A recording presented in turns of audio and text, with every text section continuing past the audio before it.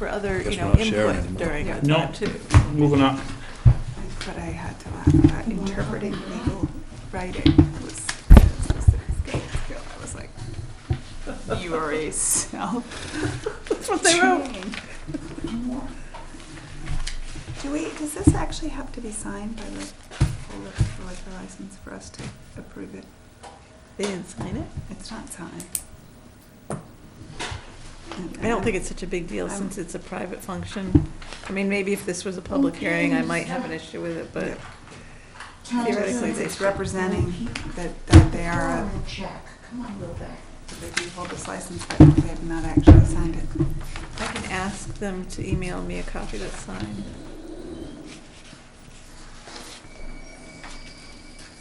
I mean, their thing's not until later on in the. But it's before our next meeting. It's Right, not- well, I mean, you guys could sign it, and then I could have them sign it and not release it to them until. Yeah. Hold it hostage till you get the one that's signed. We could pull it out from consent agenda too if you want, and then approve it as, approve it based on the approval of the liquor commission or whatever. So pending the lease receipts should be signed by the caterer. Yeah. Yeah, the liquor commission's not gonna have any issues with it. So, It's pretty straightforward. if you want to pull it out, just say so when we get to the consent. No, I don't know enough Okay. about it to know.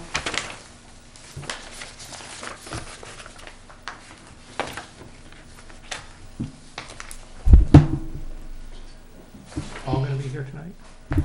I don't think so. He had training yesterday and today, so my assumption is that he's gonna be, there, and Calvin's always a couple minutes late, and I don't know, is Chief coming? As far as I know. Yeah, I thought Chief was coming. Whose truck was Are they selling liquor at this thing? No. Wedding. It's a wedding, Yeah, Right, they're private serving. wedding. yeah. So why do they even need a liquor license? They don't technically, but Yeah, I mean, if it's a private wedding, I've been to a lot of private parties and we don't get a liquor I license. think it's because it's catered. I think it's because it's catered. I think the catering company needs it. Yep, We'll see. they need it for their Hope not. liability. I got my keg right now, I'm a kegger later. Well, it ain't no big deal, I don't think, so. Handle it however you want, but I don't think it's a big deal. All right, so here's the documents then that needs to be signed. PCN, I think we're gonna hold on. Mute this baby right now. So quick claim deed. Oh, did the quick claim deed make it on your guys's? No. Nope. Okay, so D before correspondence is a quick claim deed for DeWitt Hill Road property. Which is,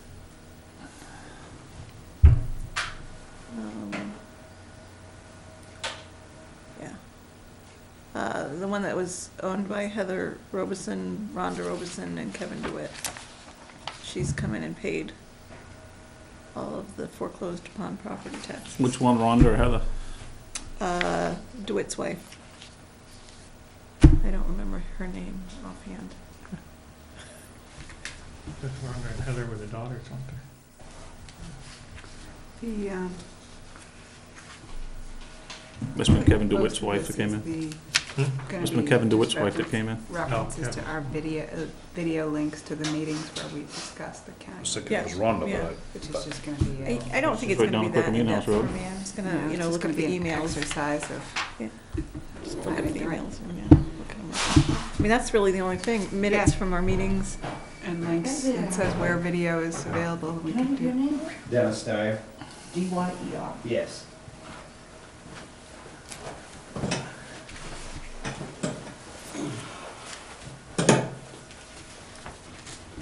All right, you ready to go? I am. Anytime. Thank you. Call this meeting to order. We have 4 out of the 5 selectmen here, so we have a quorum. Could we please rise for the Pledge of Allegiance? I pledge allegiance To the flag of the United States of America and to the republic for which it stands, one nation, under God, indivisible, with liberty and justice for all. Amendments to the agenda. Under action and discussion items, we'll add item G, And it's a information on Sean Bennett and a request. Are there any other amendments that are needed for the agenda? Just a quick claim deed. That's actually on the agenda. Oh, it is, okay. I just don't have a copy of it. Sorry. Yeah. All right, public comment?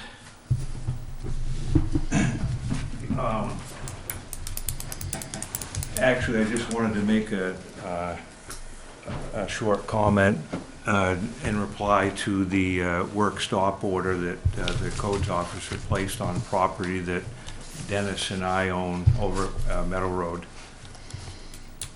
Okay. Code officer's not here tonight, apparently. He was in training yesterday. and Okay. today, So are you expecting him, or? I I don't don't believe believe so. Okay, okay, all right. I've just got a couple of copies that I'll pass out to each of you, and all I want to do is hit the high points of a summary of what's gone on there, to maybe give you some information that you haven't been privy to.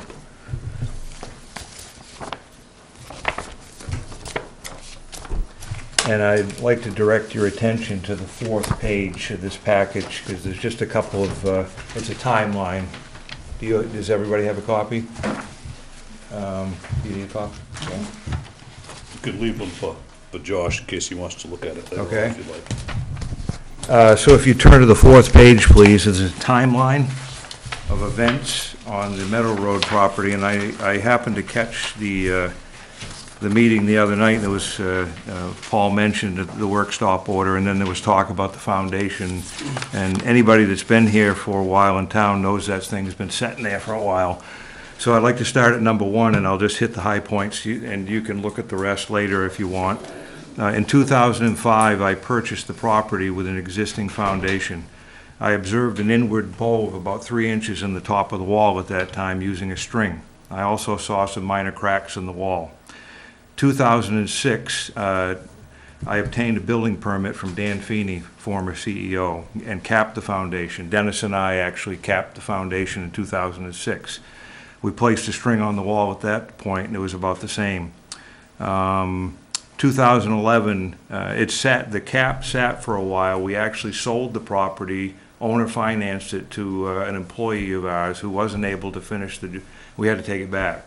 So it sat like that for quite a while, and we ended up taking the structure off because it was no good. That was in 2011. 2006 to 2014, the foundation was pretty much left exposed to the elements. 2014, I hired a structural engineer to inspect the foundation, because in 2014, we talked and decided that we were going to market the property, and we knew that that would be an issue, so we hired a structural engineer to look at it. 2015, a year later, the same time frame, I had it inspected again. 2015, I went to see Paul Baines, CEO, about a building permit on the foundation. At that time, he told me he could not issue a permit because he had no information in the town files that the existing foundation had been inspected. And you guys probably remember, I think it was around December, there was a selectmen's meeting where Wanda Finch was in here and had a similar problem up at the Rangdale Foundation, where there was discussion between you guys about how to deal with it because there were no records. And I think if you look back at the video, it was, I believe it was, I'm sorry, your name, please? Sarah? I think you mentioned checking with the former CEO, and Paul actually said that to me in a meeting. Right, that So- seemed like the logical place instead of speculating. Exactly. I'll ask the person. And thank you for that, because Wanda went and got the sworn affidavit, as did I. So, paragraph number 8, that should actually be 2015 of December. My prospective customer asked to view the property. I showed the property to my customer, her brother, mother, and stepfather. I made a point of showing them the foundation and explaining that the foundation's condition had not changed and appeared the same as when I had purchased the property. I also told them I had obtained an engineer's report, okay? So several weeks went by, and my customer decided to contract with me to build the house on the foundation. Paragraph number 10. January 19th, I obtained an affidavit from Dan Feeney, former Durham Codes officer, stating that he had inspected the foundation. Number 11. January 25th, as requested by Paul Baines, Durham CEO, I presented Dan Feeney's affidavit and obtained a building permit from him. He did not ask me for an engineer's report at that time. Number 12, 2016, February to present. Paul made on-site inspections for framing, underground electrical trenching, septic system, electrical and plumbing. He had access to the foundation both inside and out and was able to observe it on numerous occasions, but he never said anything to me about its condition. 2016 of March, my customer's boyfriend came to the job site and said that my customer was upset because she thought the windows being used were substandard. He then demanded I give him the engineer's report I had for the foundation. I told him my contract was with my customer and that she personally needed to ask me for the report. I asked him to have her contact me. My customer made an appointment to meet with me at the house, and we discussed her concerns about the windows. I asked her if there was anything else bothering her, and she said no. 14. March to early April, work progresses on the house, window issues resolved, and the customer begins interior painting. 2016 of April, my customer asked me to meet her at the house to talk. When I arrived, she had in attendance her brother and boyfriend. They asked me to wait to meet with someone who had questions about pouring the concrete floor in the basement. When he arrived, he began to berate me about the condition of the wall. My customer's boyfriend joined in and said the Durham CEO had met them at the site and told them he would not issue a certificate of occupancy me because of the condition of the foundation. My customer then presented me with an engineer's report, Exhibit C, of the foundation. I asked about the report, and she said she had visited the CEO earlier because she was concerned that the foundation wall was defective. She told Paul at that time that I had an engineer's report for the foundation but refused to give it to her. She stated that he recommended she obtain an engineer's report and provided her with the name of one engineer. The CEO did not contact me prior to recommending an engineer to my customer or to ask if I had an engineer's report. My customer did not ask for my engineer's report or my permission to enter the property for an inspection of the foundation. I was not notified that another engineer would be inspecting the foundation or that anyone would be entering the house for that purpose. 16, April 19th, Paul Bain, CEO, phones me to say he is issuing a stop work order because of an engineer's report he had received. I immediately went to the town office to receive his work stop order in person. I complied with the order and notified all subcontractors to stop work. April 19th, my engineer makes a third inspection of the foundation at my request. Paragraph 18. I met with Paul Bain, CEO, and presented him with my engineer's report containing 3 years of observations dated 4/26/16. He said he would not rescind the stop work order because of the conflicting reports and told me that the two engineers would have to work out a compromise solution. 19. Despite recent progress in getting the two engineers to work out a compromise solution, the Durham CEO has decided he needs to hire another engineer, Exhibit D, at additional expense to perform an in-depth study of the foundation, including excavation, which is not recommended because of the additional stress it would place on the wall. That's noted in my engineer's report and by others in Exhibit C and B and E.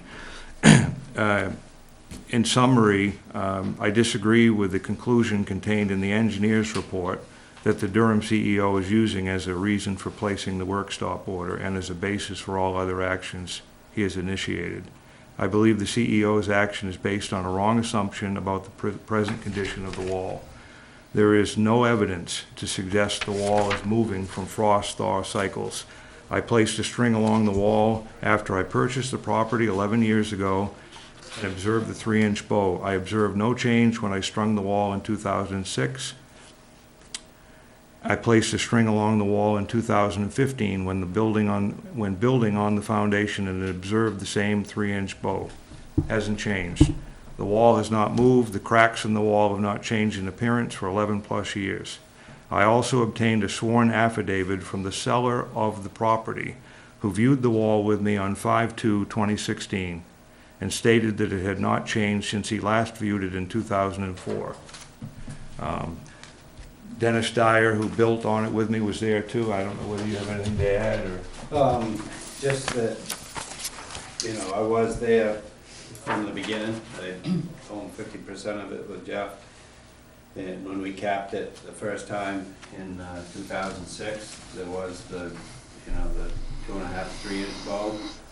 And I was also working on it when we recapped it in 2015, and the bow was still about 3 inches, you know, so it had not moved in the 11 years. So it's my, you know, in my opinion, if the engineer that says it's a frost thaw cycle that's putting the wall in it, then it would have changed over that period of time, so. Look, I've thrown a lot at you in a short period of time, and I guess I'm not going to ask you to comment on it right now because you need time to go through and look at the exhibits. But I am going to also present at this time a request for appeal of the code officer's decision. But having said that, I'm only doing that because I've run out of time. I've got a couple more days and the 30 days is up. It's my intent and my hope that you'll look at this, you'll look at the exhibits and decide that let's let the engineers work this out. Let's let the two engineers, because I think it's an engineering problem between two engineers.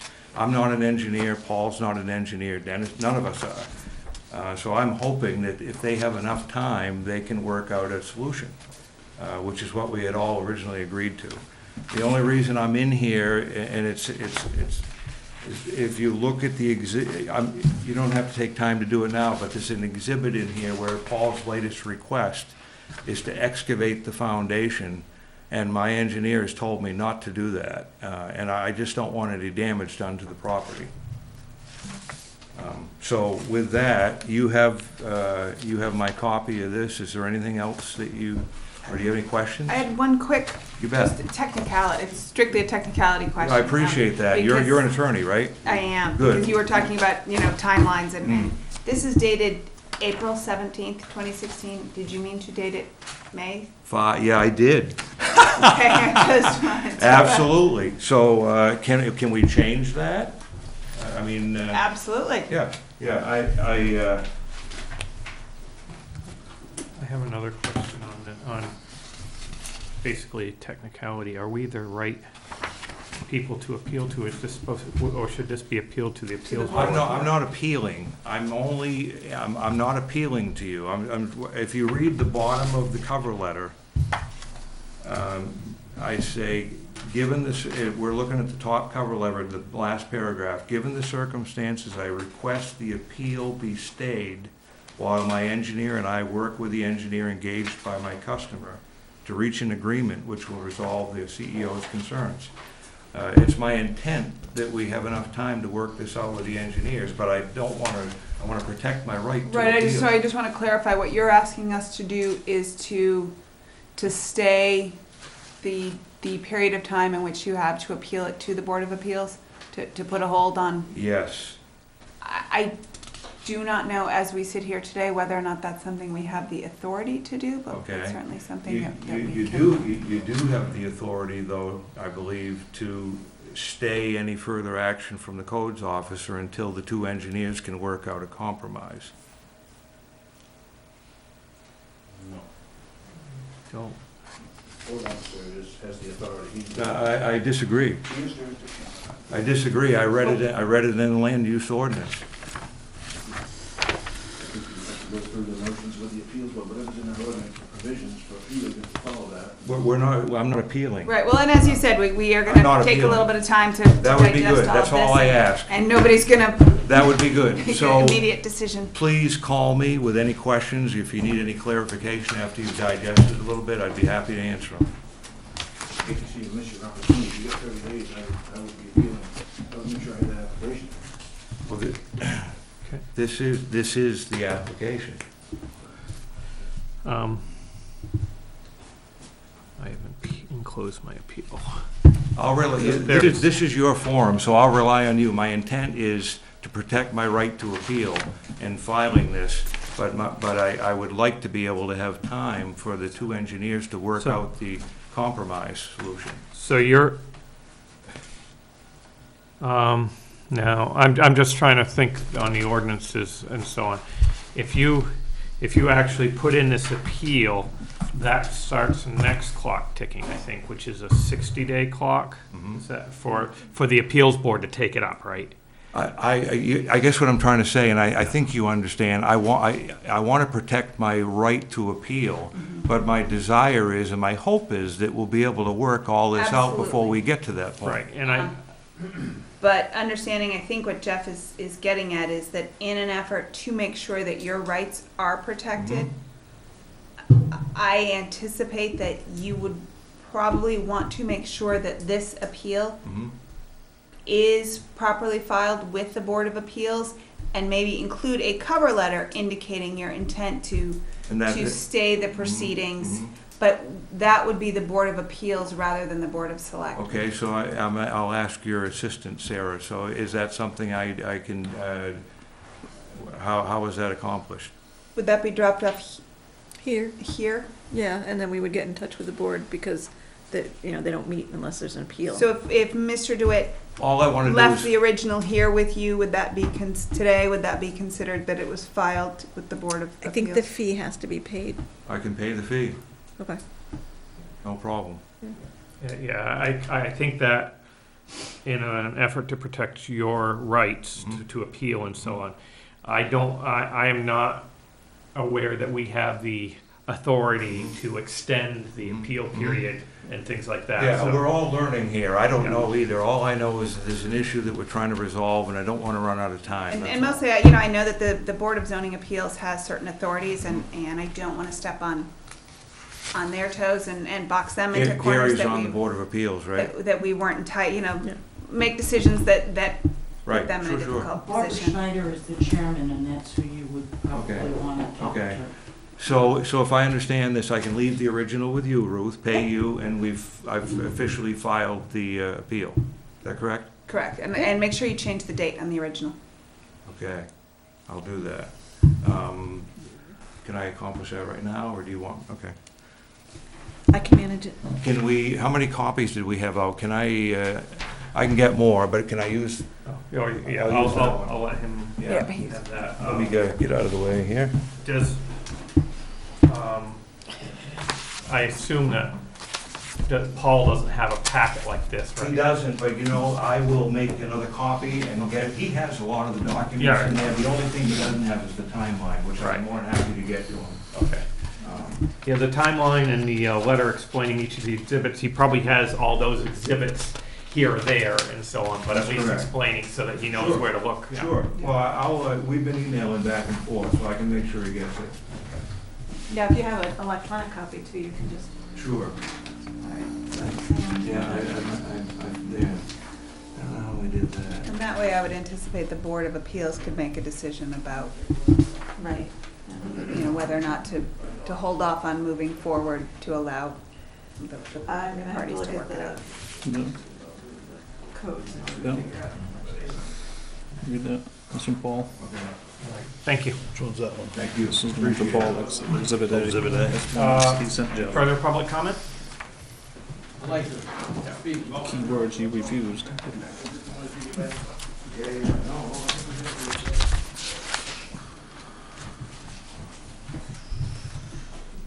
I'm Reggie Ford, and I live at 23 Quaker Meeting House Road. And what they did to my front yard, I'm very unhappy with. Originally, before they started the ditching, they came and said that on the east side of the 125 side of my driveway, they were gonna dig down and ditch probably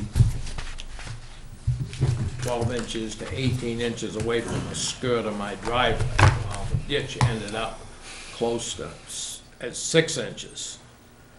They did, you know, grass that in and do the best they could so that that wouldn't wash out. My problem, I was afraid that that was gonna wash out and take the skirt right with it. They said the other side had natural runoff. They probably wouldn't have to do anything on the west side or the 136 side of my driveway. Well, when they get in there with that excavator, I asked the road commissioner right behind me what they were gonna do, and he said, I'm just gonna clean that up a little bit. Well, if he calls gouging into my lawn, so when not able to ride my lawnmower down and mow that, it's just like a cliff, just cleaning it up a little bit. Him and I don't think alike. And I don't know whether any of you had a chance to look at it, but, you know, there was damage to both telephone poles. Central Maine had to come out and move one of the high tension wires because it burned into the tree. And they carved the roots of that other tree all the way, so it's gonna kill the tree. And then they put all that stone there to hold it, which is a mess, an eyesore.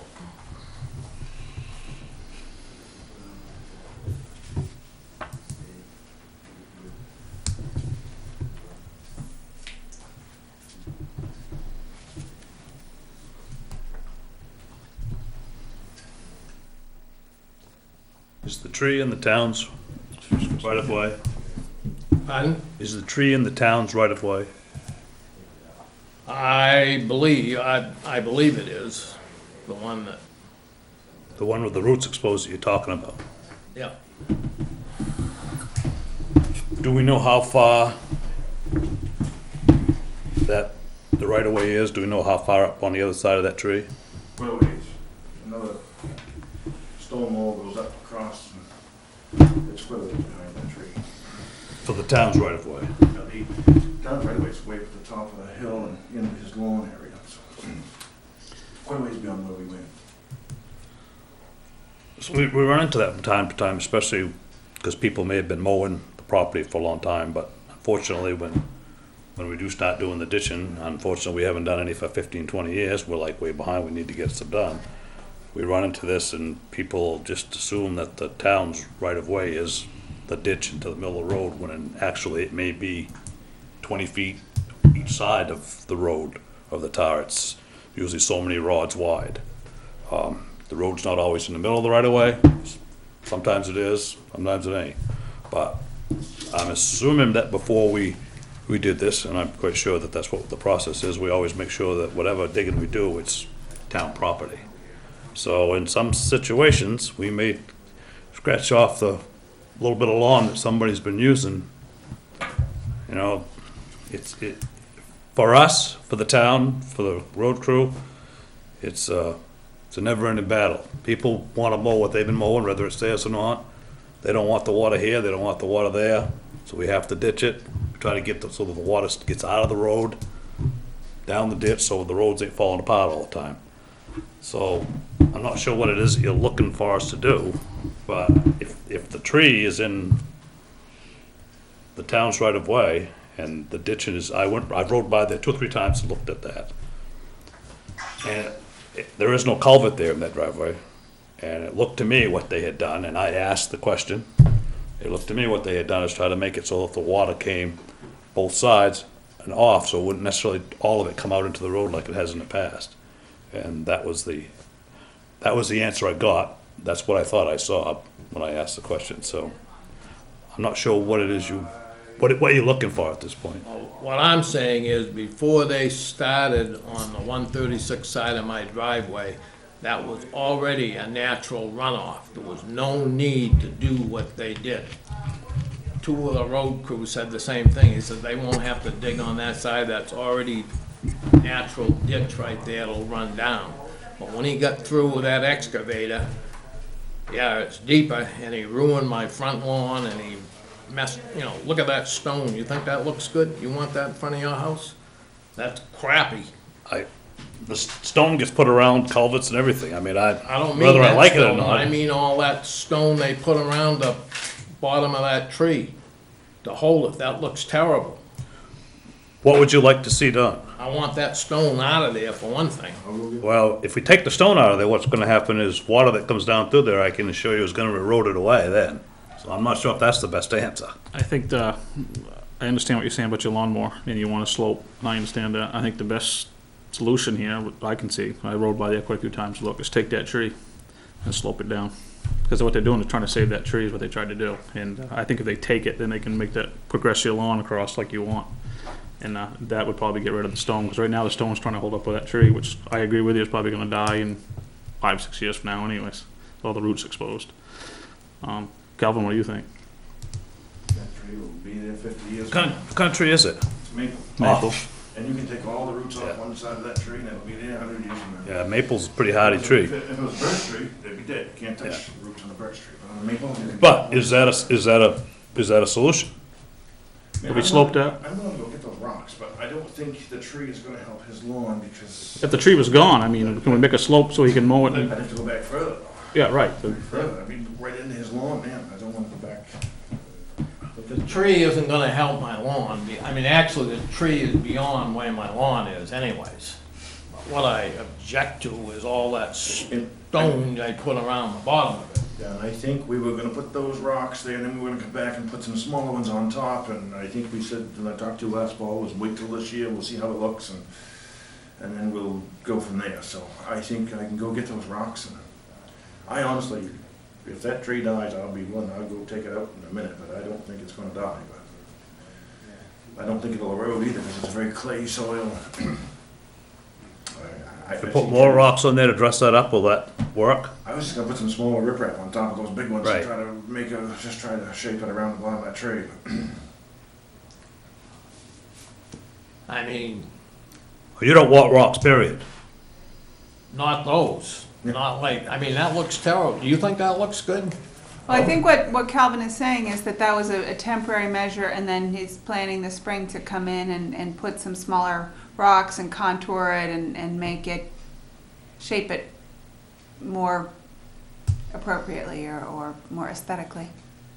Oh, anything is better than what they got, that just looks terrible. My wife said, I can't believe the town did that.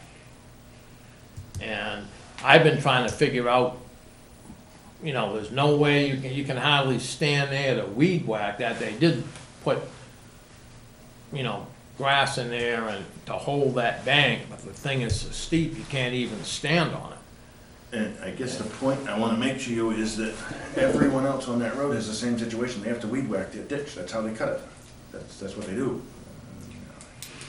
Well, everybody else on the road lawn didn't come down like mine did. Number one, there was some places you had to ditch, and I don't say that you had to dig a ditch on the 125 side of my driveway. Not complaining about that. But what I'm saying is there was a natural runoff on the 136 side. You didn't have to do anything there. The water would have run right down there. But it wasn't running down. It was going out and down the road and freezing the whole hill there. So I needed to get it down out of your driveway. It shoots right down your driveway into the road. So I built the crown of the road up and tipped it back into that little bird's mouth. I didn't put a ditch in front of your house because I talked to you about it. We went over it, that I was just gonna put a little impression there. And I made no guarantees about what the hell the final product was gonna be, but we just put an impression, so that water hits the road, hits the crown of the road, and goes right back into that swale and hits the ditch down below. That's what we were. If we put some of them bigger riprap rocks in there, you need something to hold that, unless we're gonna take the tree out of there. And it's a maple tree, they're pretty hardy trees, I agree, but, if we put some riprap in there, to kinda hold that, we're gonna be able to put some in there, will hold that bank, so it doesn't come apart. It might be just as easy to take the tree down. If we're gonna go through that. I'd have to get those in with the foundation, and then it would take some, I mean, I'm not sure if those rocks slid down over the winter or what. To me, it seemed like they were up closer to the tree and they might have slid down over the Yeah, winter. they could have. I mean, frost and, yeah, there's no doubt. Or, yeah, I just can't remember last year what it looked like. It seemed to me like they were up closer and they probably slid down. Well- So I'm afraid they would just lie down. So but they're gonna be- you don't care if the tree's gone or not? I'd like to see the tree gone and those rocks gone. I don't know what I'm gonna do to fix my lawn. It looks like that's gonna be my responsibility to do whatever I wanna do to try to fix the mess that's been created there. I'm not happy at all. I mean, I feel 2 or 3 of the town crews said the same thing. There's natural runoff. They aren't gonna have to gouge into that bank on the 136 side of your driveway, and that isn't what happened. What they told you was we wouldn't need to put a ditch there, and that's what we all told you. We won't need a ditch like the rest of the road has. All we did No. was we put just a Right. little impression. And But so, you skive so much out of that bank that there's no way that I can. yeah, well, we went back at as gentle of a slope as we could. I didn't want it straight up and down, so we went back at as gentle. Now, what I would do, I mean, I used to be in the landscaping business, and what I used to do for a lot of people in that situation is they'd go and terrace that. You go halfway up and dig it flat and then put some landscape timbers or some type of terracing. You could put some junipers on that, you could make it look really nice. But the town unfortunately doesn't have the money to do that.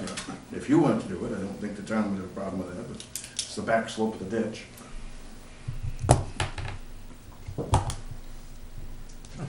You could put some erosion, you could put down some weed fabric and some bark mulch on it, or some blue rug juniper that will cover the ground, or ground covering. There's all kinds of things you could do there, but then you wouldn't have to mow it, wouldn't have to touch it. Right now, everything we've done is on town's property. Yep.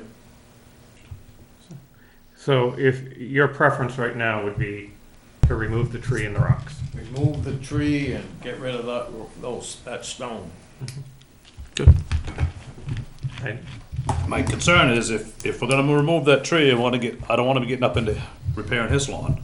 No, we, It isn't even in my lawn, the tree Well, is. the tree isn't, but probably the roots, once you start yanking out of the roots probably go a little ways. we'll cut them right off. Chop I'd them. say what we do is get a price on, I don't know that you've gotta get a sealed bid, but I think you can get a couple prices on taking that tree down. You're gonna be 400 to 600, Yeah, 600. that would be fair guess, I would think, from what my experience.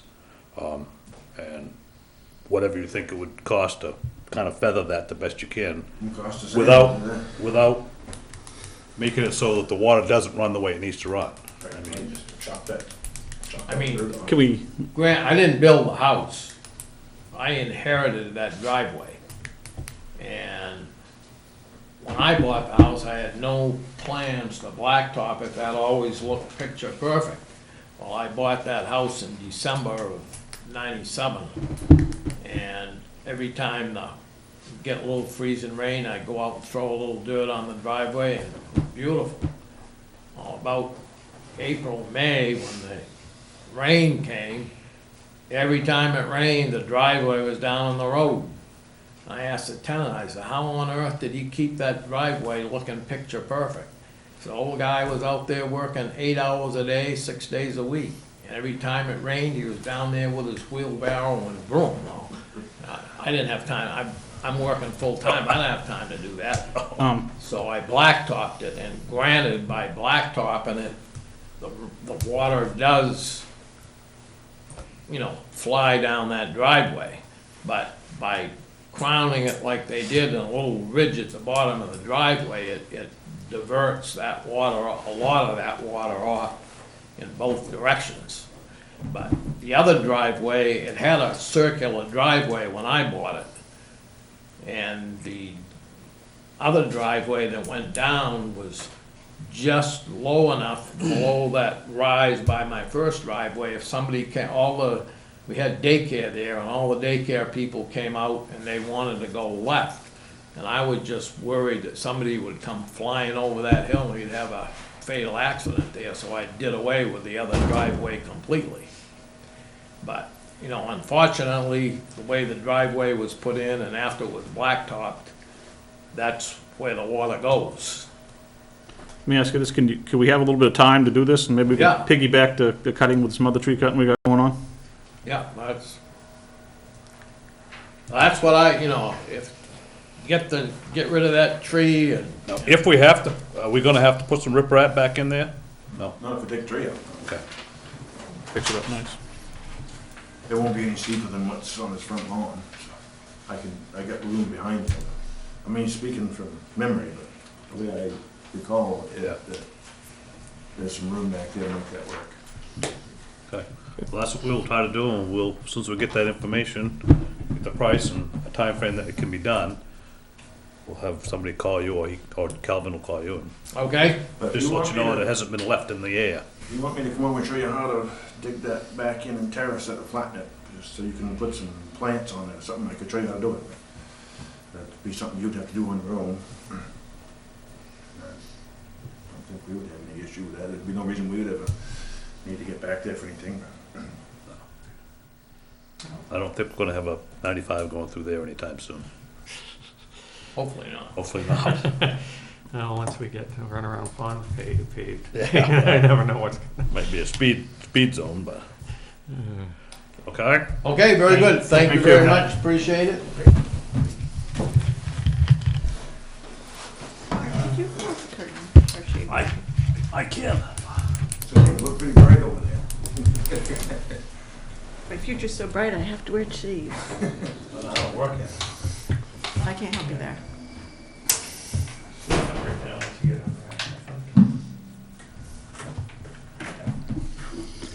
Didn't have to worry about that in December, did we? No. Good, yep, thanks.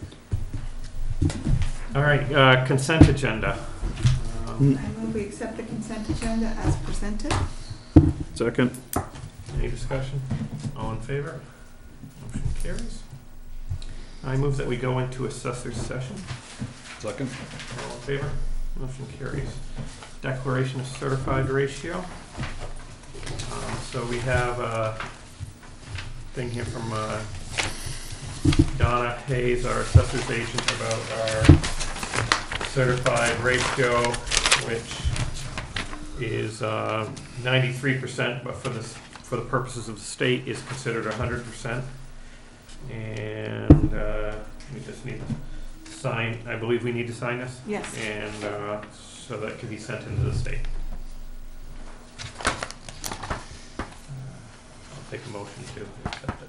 This number right here depicts exactly what?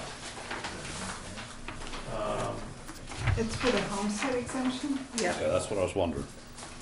It's the reimbursement from the state for the homestead exemption.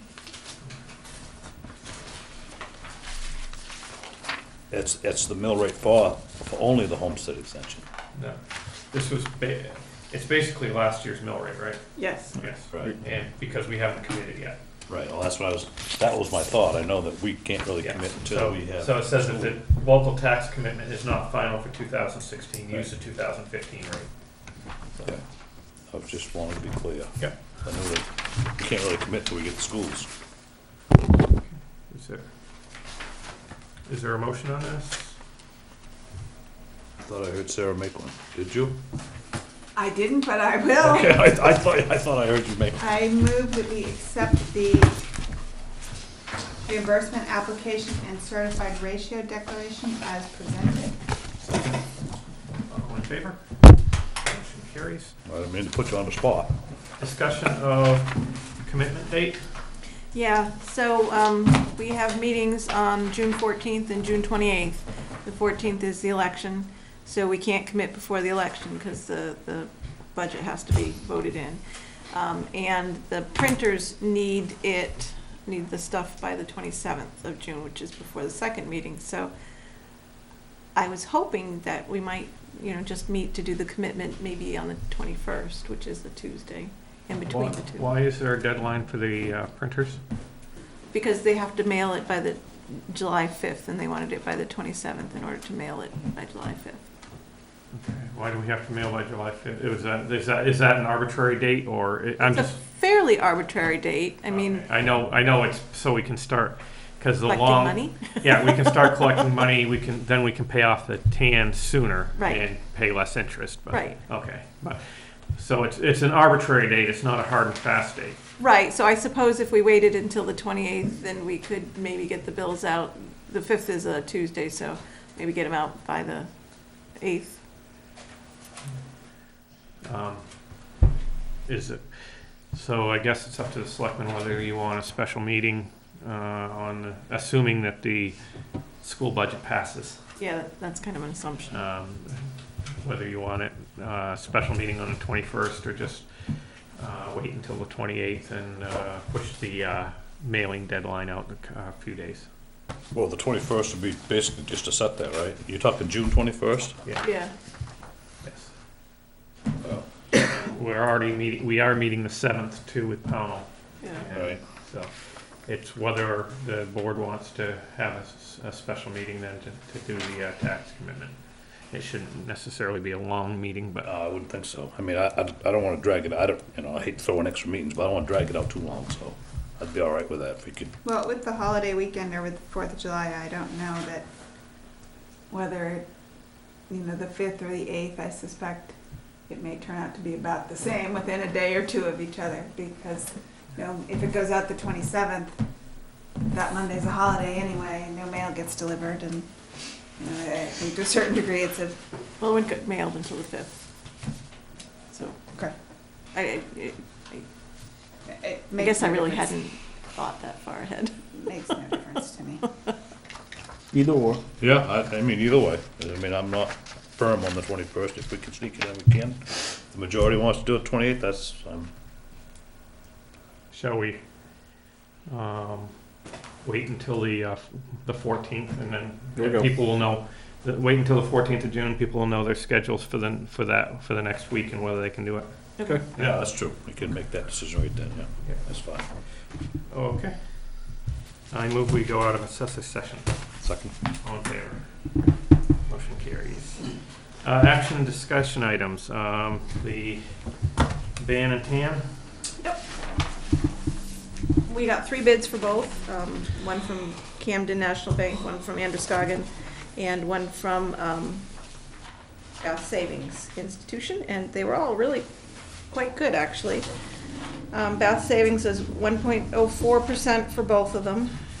Androscoggin, for the tax anticipation note, it's 0.81%. For the bond anticipation note, it's 0.89%. And then for Camden, they had bid 0.89% for each of them. So I would recommend that we go with Androscoggin because they have the lowest rate on the ban and, no, on the tan. And then it's the same rate as Camden on the, Go. So it's just So as you're easy. recommending Androscoggin Yes. above. So question, are these rates so low because they're such short-term? yes. Because I know when we were discussing it before, if we were to go for the full bond with them, the rates would be considerably more. And these rates are more in line with what we might get through the bond bank.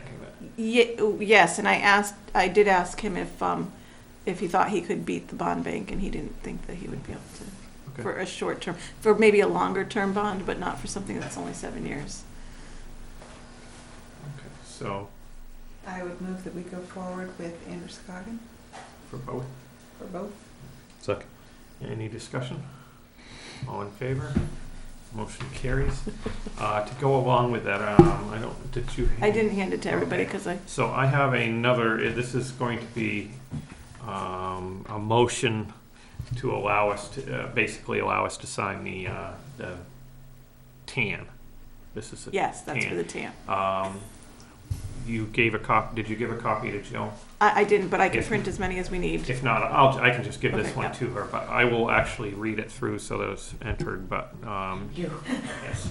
Okay, so I move that, that under and pursuant to Title 30A, Section 5771 of the Maine Revised Statutes, as amended and supplemented, there be and hereby is authorized the issuance of up to $400,000 principal amount tax anticipation note of the town in anticipation of the receipt of taxes for the municipal fiscal year, which commenced January 1st, 2016 and ends December 31st, 2016. 2, that said note shall be dated on or around May 31st, 2016, shall mature on or before December 31st, 2016, shall be signed by the treasurer and countersigned by the chairman of the Board of Selectmen, shall be payable at Androscoggin Bank, and otherwise be in such form and bear such details as the signers may determine. 3, that said note is hereby sold and awarded to Androscoggin Bank pursuant to such entity's bid submission. 4, that said note is hereby designated qualified tax-exempt obligations of the town for the 2016 calendar year pursuant to the Internal Revenue Code. And 5, that all things heretofore done and all action heretofore taken by the town, its municipal officers and agents in authorization of said note are hereby ratified, approved, and confirmed, and the treasurer and chairman are each hereby authorized to take any and all action necessary or convenient to carry out the provision of this voting, including delivering said note against payment therefore. Is there a second? Sylvie? All right, any discussion? All in favor? Motion carries. I'll make a copy and give it back to you, Jeff. No, you keep. Yeah, I'm all set. Thank you. All right, B, RFP on foreclosed property. So there's 2 pieces of property. I lost my paperwork on it. And I gave you guys all a packet, here we go, with a calendar with all the dates that I had gone through. And the minimum bid and the letters to the prior owners and all the account stuff. This is from the last meeting that we were discussing. I would move that we go forward with the RFP on foreclosed property using the schedule listed. And of those, so May 17th would be, we will approve and we will mail the letters to the property owners. June 8th, we will advertise in Tri-Town. June 22nd, the deadline for previous owners to pay the minimum bid. June 29th, advertise in the Sun Journal. June 8th is the deadline for bids at 2 p.m. July 8th. July 8th. Deadline for bids 2 p.m. And July 12th, we will award the bid using the minimum bid prices listed, approving the 2 letters in the packet to go to the property owners, and approving the ads and the foreclosure notice. Second. Any discussion? All in favor? Motion carries. Did I get everything in that? I think I did. I think you did, yes. All right. Make sure we send the right one to the right one. County legal case, request for information.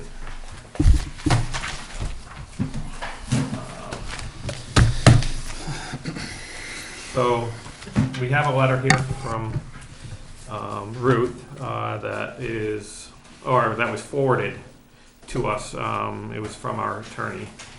And basically, the court has denied a motion to stay all discovery until pending the outcome of mediation. So we are going to have to go through the discovery process. And they are looking for, and down below, we have bullet points. Any discussion by the board or council or any communications, emails, or letters from the town or city regarding who has authority over benefits and salaries, including complaints by the town.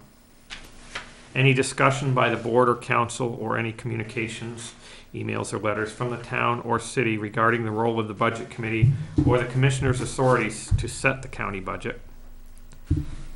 Board and council meeting minutes and or videos where litigation was discussed or voted upon. If video archives are available online, a link to those videos are sufficient.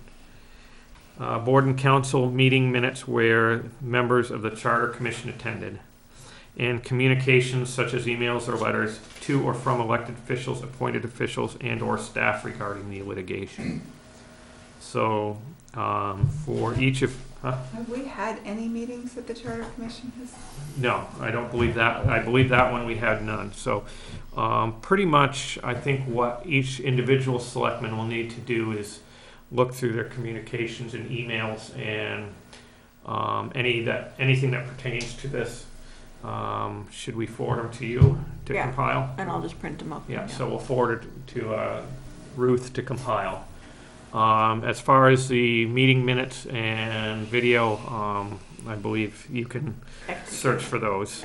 And I think that covers most of those requests.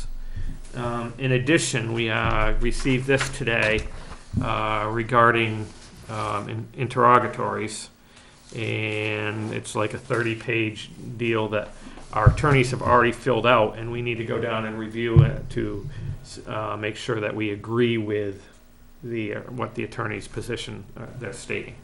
And so if each one of you can basically go down through it and let Ruth know if there's anything that you disagree with. And then there needs to be a notary signature. Does it specify whether you all need to sign it or at the end? Oh, and you mean the actual Yeah, Mark's got the interrogatory? actual document. Yeah. At the very end. Look on the last page.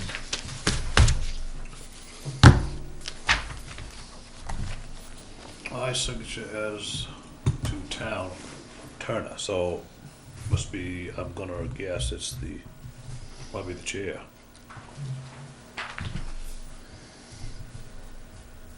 That one's Turner, but. Yeah. Okay, so maybe next meeting we'll have this on the agenda, and you can appoint somebody to, we can authorize somebody to sign this for the town. But that will give you a What is our chance. deadline on that? Do we know? I don't know. Does it say on the email? I didn't Usually see it's- one. It doesn't, I don't see one on the email. I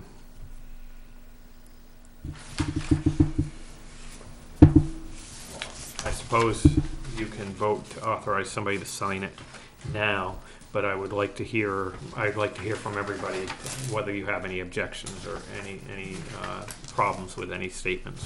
Right. So if you want to make a motion for, Right, and I'm guessing that because you are a member of the budget committee, that you would prefer to not sign. that might not be a bad idea. We could authorize either the town administrator, or we can authorize, well, you're part of the group that's working with the attorneys too. Right, I'm part of the So maybe, committee. okay, then I'll make a motion that we authorize the town administrator to sign and send this back to the attorneys after hearing from all selectmen. Second. Any discussion? All in favor? Motion carries.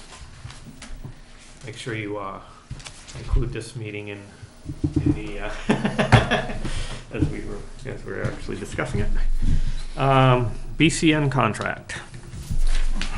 Yeah, so the last time we were together, we were talking about the BCN contract. They had sent me 3 separate contracts for 12, 24, 36, and you had asked me to go and search out other options.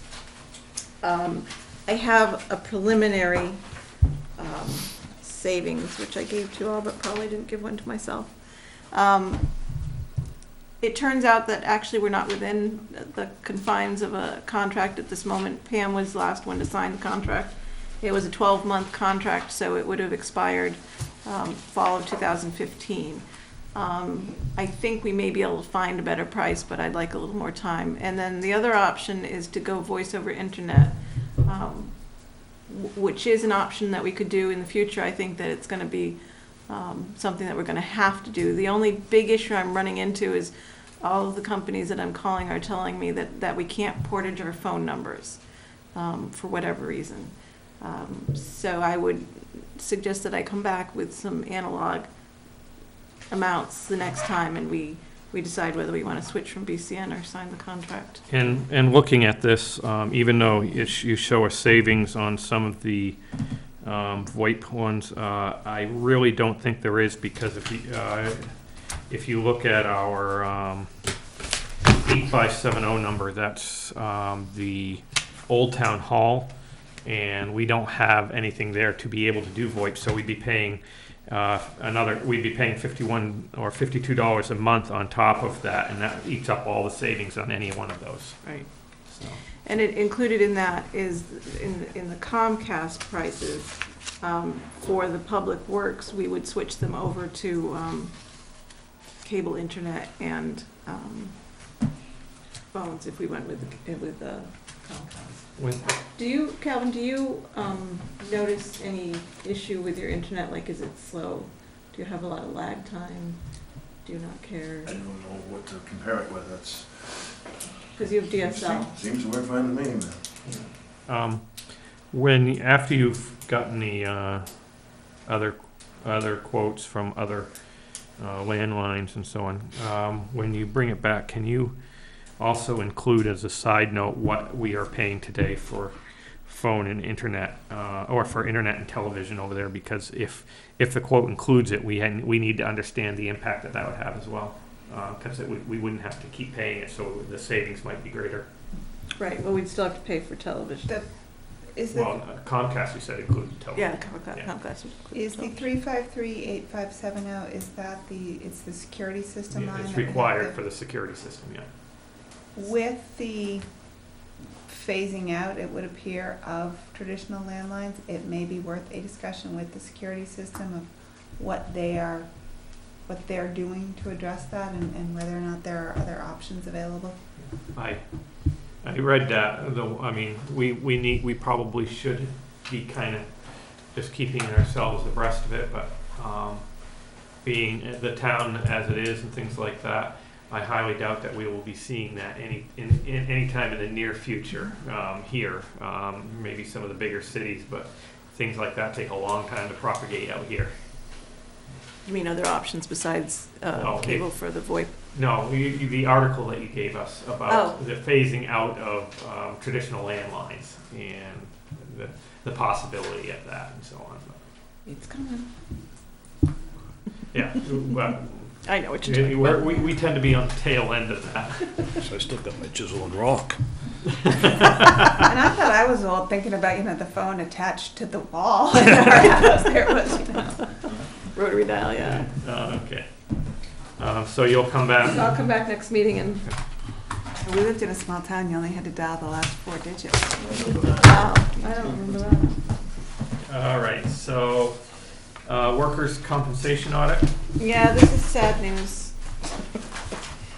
So we had our audit for 2015 for workers' compensation, and we significantly underestimated the payroll for 2015. So there's an additional charge of $9,620 for workers' comp that we have to pay from 2015. I had talked to Chief and Calvin about this, and I did relook at yours, and I redid all the numbers. They had the numbers right, but yours was too high. So I did adjust yours, and I adjusted yours because there was. I thought he was trying to give me something. Yeah, he gave you $10,000. So, so I've readjusted totals, which you guys are welcome to take a look at. This is the effect that it's going to have on your departments and my department as well. And then I did go back and I did check our 2016 so that this wouldn't happen again next year. And it looks like we're okay for 2016. It actually looks like if we stay at the same levels as last year, we would get somewhat of a refund from workers' comp next year. Did you? Go ahead. Oh, no, actually, I think my question doesn't. Is that something that you can send, basically send to them and say, hey, this is what we expect to pay in wages this year. Can you verify that? Can you verify? So basically, a verification of what you're expecting. So that it will help us for budget planning and stuff like that. Well, I'm not really sure what you're asking, because what they send me, when they sent me the bill for the 2016, they send it all broken down as to what the estimates are for all of the pay. So I took that and I compared it to 2015, and that's where I did the comparison. And actually, the amount that we paid in workers' comp is higher than 2015. So in other words, I think it was $620,000 in salary, so I'm not sure, I mean, I was just wondering, because I didn't know whether there was a way that you could, whether they would be able to say, hey, yeah, based on these estimated numbers that you gave us, this is correct, or you're just using the numbers that they gave you and plugging our numbers into it. right, I just don't, I'm just not wanting to be caught again next year with a surprise. right. Well, I had gone through all of our 2016 estimated ones, and then the 2015 reconciled, and then the 2016 versus the 2015, multiplied them by their multiplier, and then I had also taken into account our experience mod, which is 1.49, which is not a good one, and multiplied that all through. Okay. And so theoretically, we should have a credit of about $1,800 next year. Okay. So unless we really go way over what we did last year for payroll, and I don't see it happening. A lot of this was probably from 14, 15, that big winter that we had, I'm It was guessing. 14, 15, it was also, 14 was the first year that the Public Works Department, much of it is in the Public Works Department. And I remember last year I had forecast that we were gonna have a big overage from the 2014, and I guess it was a year behind. So it was kind of a weird estimation since it was based off of a half a year of work and not a big winter, so we should be on So track. do we now. have the funds in the budget to Absorb it. absorb these? It's- That's the one that's really gonna be concerning is, I mean, we've got almost 8,500 for Public Works, but do you see that that's gonna be an issue, or where this was a milder winter, do we actually have some, will we maybe have some leftover funds in the labor line that might be able to cover this? In this, I don't know. Haven't even started to look at it yet. Yeah, I haven't looked. okay. I haven't looked. So I guess we'll leave it with you to Well, check out your budgets, and if you feel that this is gonna be a problem, bring it back to us. Yeah, And, I'm sure we'll probably have enough in there to cover it. I mean, his is considerably more, but yours is still almost $1,000, so. Yeah, I'll be honest, it's pretty hard for me to really tell if it's gonna be an issue until I get closer to the end of the year where if mine was 8,000 or 9,000, I could tell you it definitely would be an issue. Yes. Okay, so, keep an eye on it and let us know if you think it's gonna be an issue. Yep. All right, anything else on the workers' compensation audit we need to discuss? All right, comprehensive plan O's. So we have 1, 2, 3, 4, 5, 6, 7, 8, 9, 10, 11, 12. We have 12 members listed. And I'm not, Ruth had asked me about being the selectman liaison, and I'm not sure that I'm actually going to be able to do it, so I'm tentative on that one. I'm concerned, I know it was mentioned a couple meetings ago, hey, how about the chairman be the liaison? And We tried. I am actually concerned about the time, and I understand anybody that would take that on would, if it requires attendance at all the meetings, and this year may not be too bad, but as we get into other year, next year and beyond, the time commitment may become quite intense, but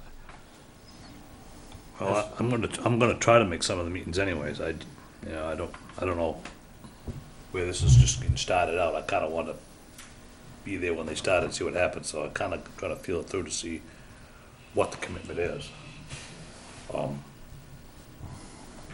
But I plan on trying to make most of those if I can. I mean, I've got other meetings that I have to pass on because of this one, so I'm trying not to shrug off too many more. I mean, even if somebody commits to it, I still would try to make, because I'd like to Yeah. be more informed. mean, I could take on maybe that position initially, but I would have to gauge how it. Right, there may be some selectmen rotating through the Yeah, meeting. and that's fine too, I think. I do have a question looking at these applications, and I see that in several cases we have family members and people living in the same residence, and am wondering, is that good for the makeup of the committee, having family members, or do we want should we be looking for more diversity, or I mean they have expressed interest, so that's Right, I think that this is a good start. I think that, ultimately, it's that balance between not wanting the committee to get so big as to be unwieldy, but also understanding that this is a long-term, huge project, and there's going to be some attrition, so you want to have a big enough committee to absorb potential attrition. But I don't think that people should be disqualified because they live in the same household. They're all individuals and have their own ideas and perspectives and bring different skills to the table.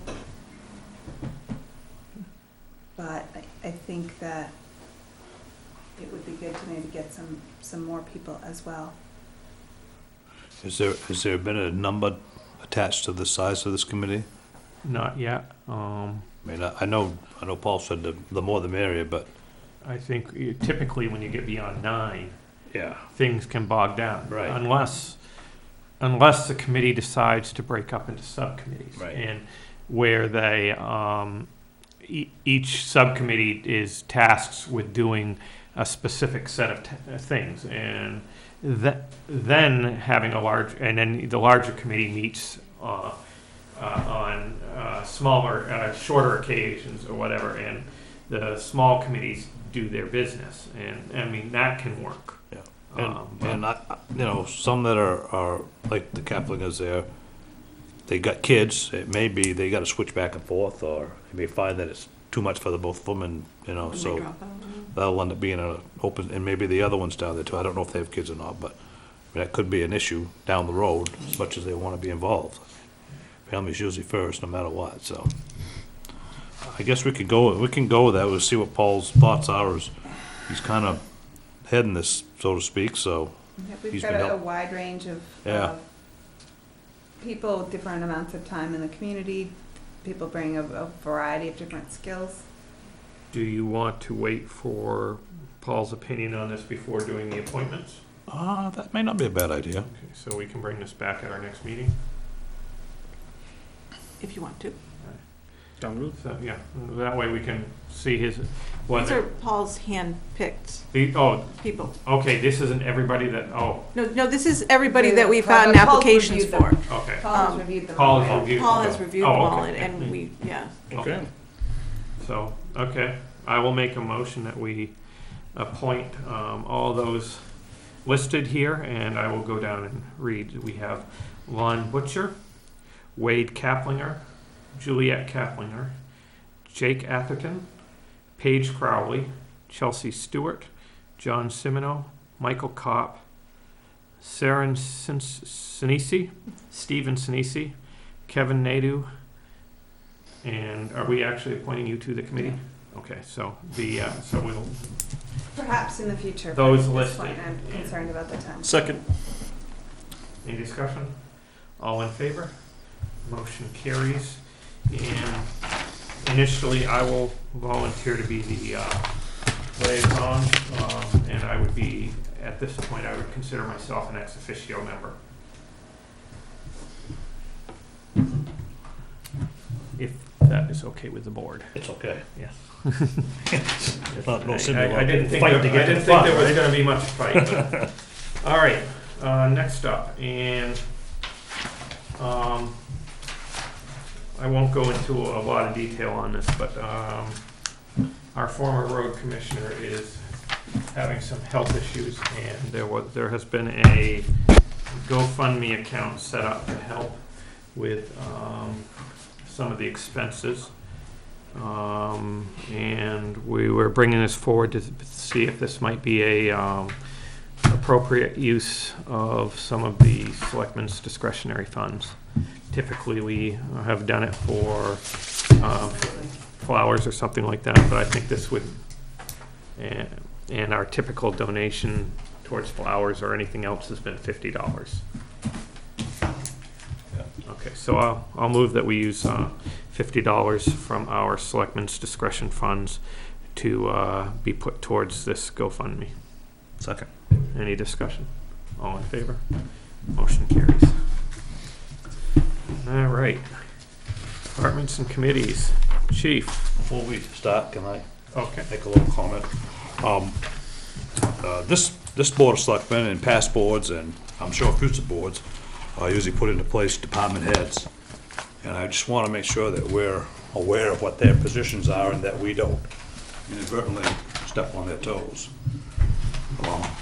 But they're put in place to do certain jobs, and it really isn't our place to go and do the research for them.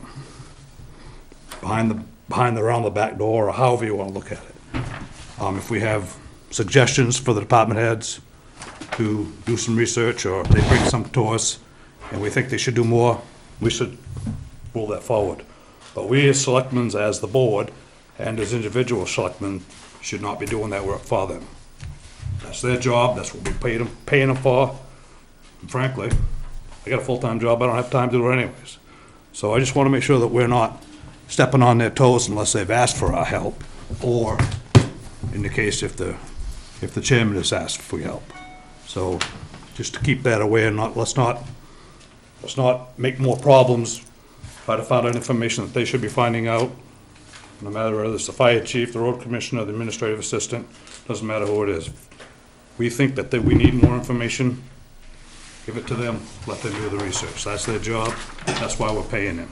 If we start doing too much of that, what's gonna happen is the ball's gonna get dropped, and all of a sudden it's gonna be, oh, I thought you was, oh, I thought you was.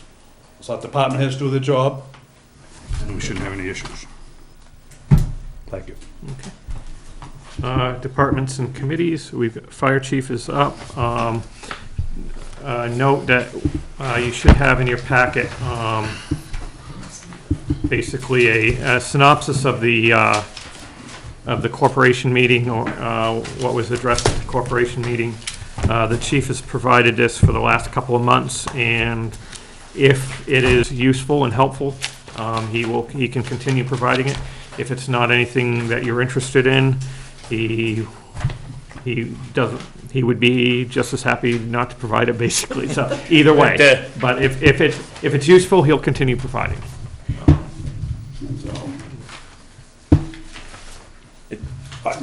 It's something I've always put together, so I'm gonna continue putting it together for the Right. department. It's just, yeah, when I sent it the last time, it's like, well, you know, when I first sent it, it's, well, maybe I was having a hard time finding time to do a written report, and it's like, well, a lot of what I put in the written report is here. It's just a perspective I present at the department. So I thought it might help, and then afterwards, it's like, well, this probably gives them a better idea of what's going on with the department if you guys want to continue to get at it, so. I think it's a good idea. Personally, I like it, but Right, I think it gives a nice sense. we don't necessarily need to go over it at the meeting. Can't report on it unless you ask questions. Right. Occasionally I have people ask me, and I don't really know sometimes. Sometimes I think I know, and I might not, so I don't Yeah, have but any. when has that ever stopped you? Well, okay, No, I'm just but What you got? I'll continue sending it. Here's my official report.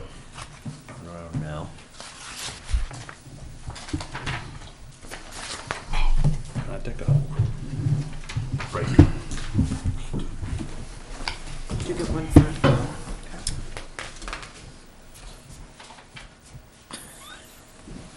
It don't wanna work. There. Josh, oh, that's mine. Those are yours.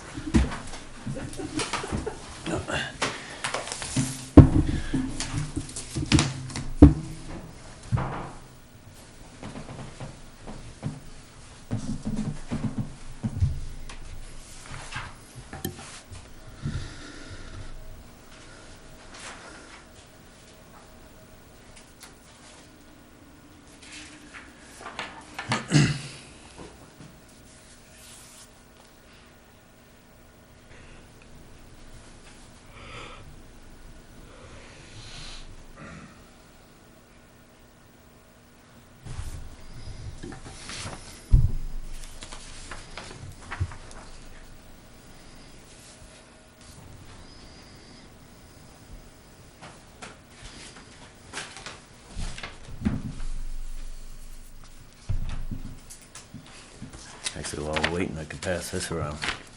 Probably just read it and wondering where it is. I wasn't. Your discussion about the security cameras, I don't know what a UPS system is. Uninterrupted Power supply. Yeah. Okay. It's backup, so when you PCs. lose CMP, you don't lose that right away. Downside of UPS systems is they're limited to how long. Depending on the draw, it's limited most of the time, something like this.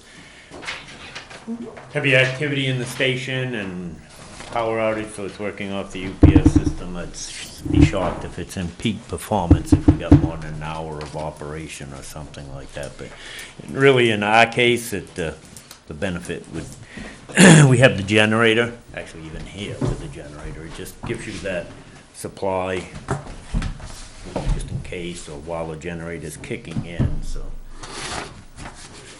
They're not as critical as where we have generators in place as they are in some locations, but the other thing they do is usually offer lightning protection and surge protection to the systems, which usually sometimes even brownouts or bad power surges can cause problems with the electrical equipment, so they're not bad. Well, the first one discusses the security cameras. I ended up with two price quotes. There's $14 difference between the two price quotes. One is 8 heads and the other is 5. I actually think the equipment in the 5 head setup is probably better equipment, and we can get by with the 5 head setup if we need to.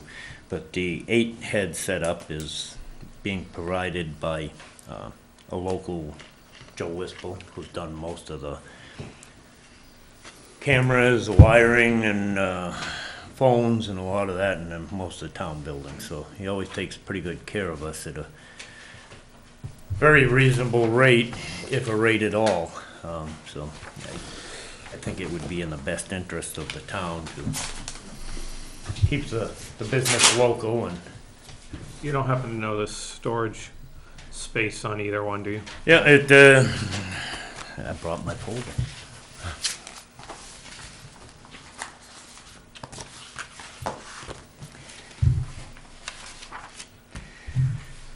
Let's see, I might have to pass it to you.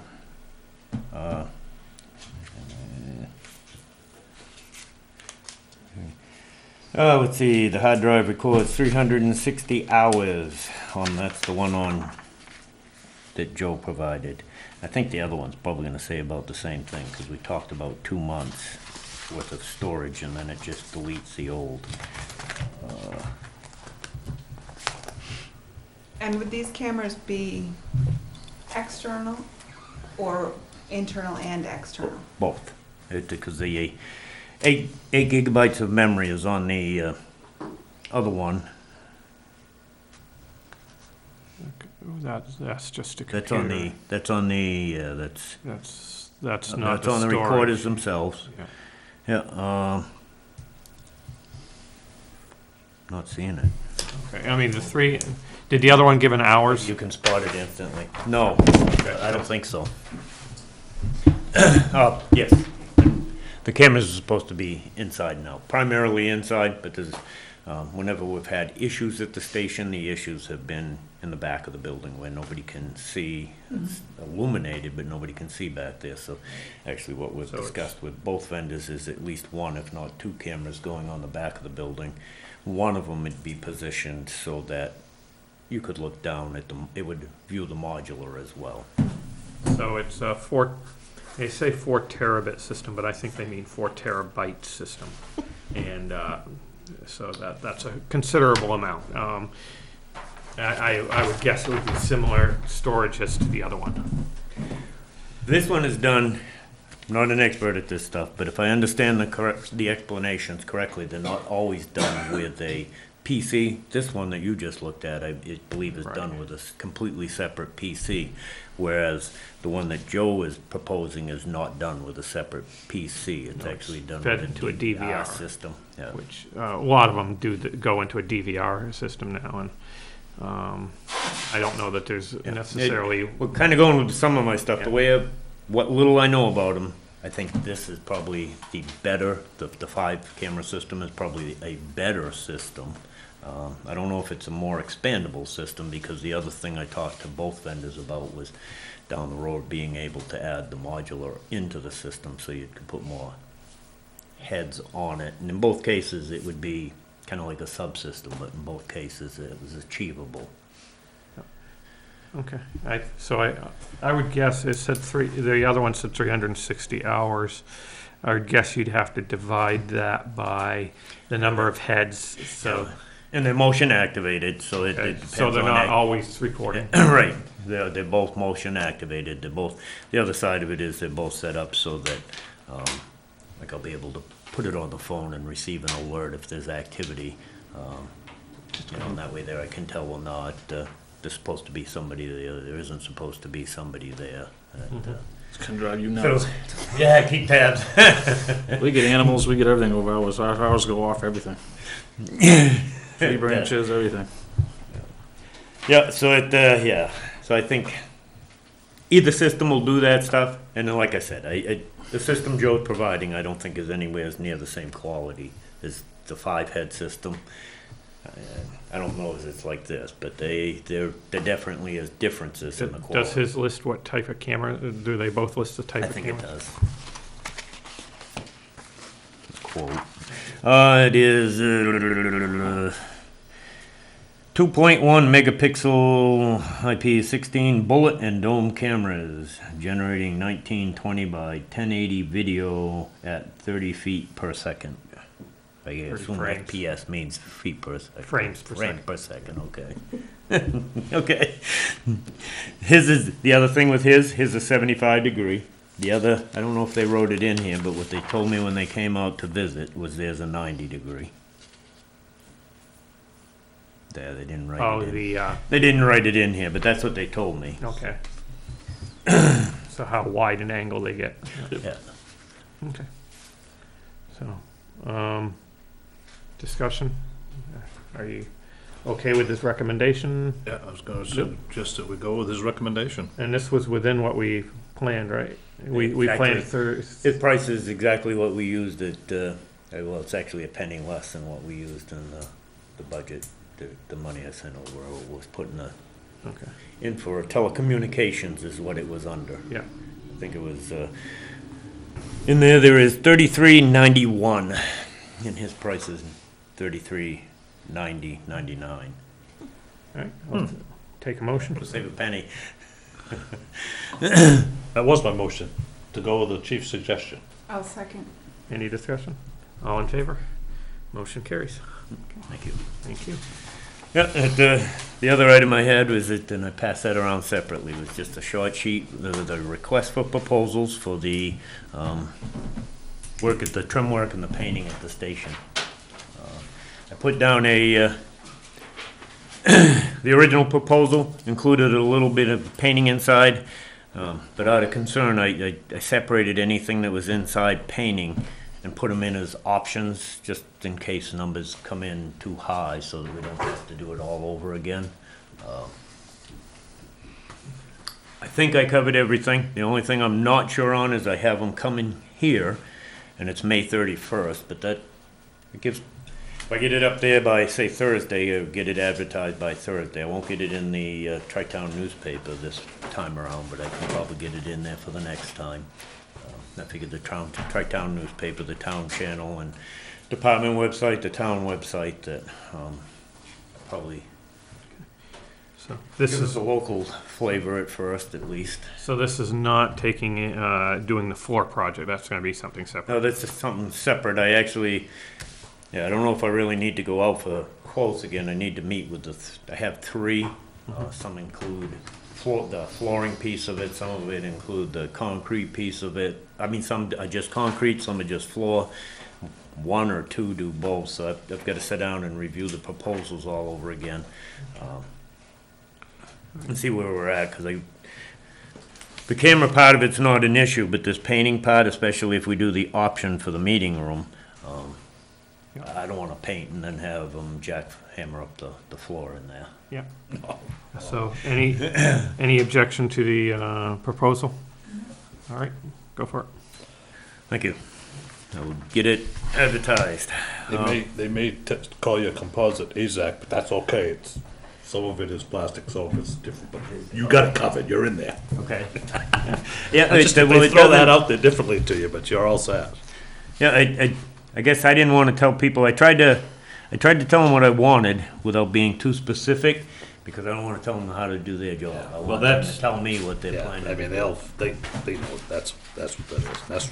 And, you know, to be truthful, you could paint that stuff if you really wanted it. It comes white generally, you're talking about the trim. Composite. Yeah. It comes white anyways, but you can paint it. They have paint for plastic and composites and all that stuff, so.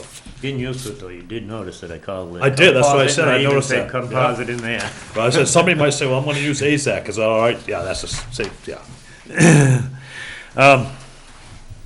The other thing I had was the 402 training. I know we talked at your last meeting some about it. Then after I got done, I got thinking about it, and I know, I don't know if I was supposed to register you guys, if you're gonna do it independently, and so I just wanted to throw that back out there. Do you want me to register you, or are you gonna register yourselves if you can make it? That was I got down here the 26, Right, 68. I'm happy to register myself. I didn't get that email though. I checked my email for it. I was thinking about it the other day. I can. Yeah, yeah. The 26th, we talked about it Yeah. at your last meeting. Yeah. Right, Yeah. absolutely. Because this is actually a cut and paste from my last report. Right. Oh, no, we talked about it and you, I just don't have her email Oh, okay. address. Oh, all right. I will forward it. Yep. Thank And the 26th is I do think the 26th is the one you guys talked about, Yeah, the yeah, evening that's, one. yeah, that's the one that I said that I can make. is the And I just 26. didn't know where we left it. If I was Oh. supposed to notify her that there'd probably be X from Durham, or Yeah, I would, yeah, I don't know who to notify, and I do need I to will know. take care of that. Yeah, and just tell me exactly where this is at. I know you told me, but, If you want, what I can do is I'll take care of that. I'll actually send Ruth or Jeff an email with the exact address okay. and everything in it, so that you can punch it in your phone or whatever, your GPS. Really? Have you ever seen my phone? Only thing it's punched in that is somebody's phone number. All right. You can look at it on Breadcrumb. the main map guide now. Yeah, I have an old flip phone. I don't have all that fancy stuff, so if you send It's it, an old street in Lewiston, so if you get. Old street? No, that's not the name of it. It's an older street in Lewiston, so if you get out your DeLorme, Atlas, and Oh, okay. Gazetteer, I know it will be listed in there. okay. If you're not using your phone, you don't use the GPS, that must be what you use. I do. I'm using an old-fashioned map, and you tell me where to go. Yeah. It's not All gonna right. email. I will get you the Yeah. exact street address. Oh, yeah, well, that's So what should I I sent tell her. a couple? Tell her a couple, probably? I was just checking what my day was, what the 24th. But you can go to it, but it's not gonna I'm going on the satisfy what they say 24th, the so if you requirements. decide to go on the 24th, that's what I Actually, want. your stuff is Scheduled easier to do, termination, but you can go, but your stuff is easier, it's online. I think, off the top of my head, did I put it in the report, cause I'm not gonna, and I didn't bring that You folder. put it in last time. It was like But yours, 400. I think, is actually the 100 and the 800 and maybe the 200, which are all online classes. You just go to the FEMA website and do those. This one here, they don't have an electronic version, you have to go set to 2 hours. I'll do it online. I won't torture myself. You get that address to Ruth. My wife's updated our computer, but I haven't gone and tried it yet, so I don't know. And 2 for I don't know if I'm back on track for saving 600 more or not, but. Yeah, it's a 2 for class email address, and I'll email you a link to the website with, with what, yep, okay. You said something about the parking was something Yeah, funky about parking it? is tough up there, so the parking lot across the street, it's under Central Station, and Lewiston Central Fire Station, so you can cruise, this time of year, you can park on the back side street, so it's not quite as bad. So depending on attendance, you might be able to find parking there. But if you can't find parking there, you gotta go back down a couple of streets, but you can park in that parking lot with a parking garage right across the street, and they don't charge. Isn't that Bates After a certain Street? time. Central Station's on Bates Street, and then there's the parking garage. Yeah, I think it's corner of College Bates Bates and and- Oak or College or something. College Street is, 2 College Street is the address of the place. And it's right on the corner, the entrance is actually on the left-hand side as you face it, which I believe is the College Street side, but I'm not positive, so. the bus station across the street, you can't miss it. You And, can't just crank the door open and go down. There's a buzzer there. You have to push the buzzer and they allow you in. and and as far as if you're not gonna be able to do training and so on, the waiver, that just basically says that, I haven't taken the classes and I understand that I can't be part of, Yep, yeah, I think I Yeah. provided that in your packet last time around. Well, I don't think it had the waiver. I didn't put the waiver in there, but yeah, it really says, right now I don't have time or whatever. For whatever reason, I don't want to take the classes right now, so I'm just waiving any responsibility during one of those events and stuff. I guess it's probably not a bad thing to So do. if I Yeah, take this fraud class, I'm gonna insurance. have to be responsible. Yeah. Send I me just the figured, waiver. gee, maybe I want to do the waiver. the NIL Hague. That's right. Okay.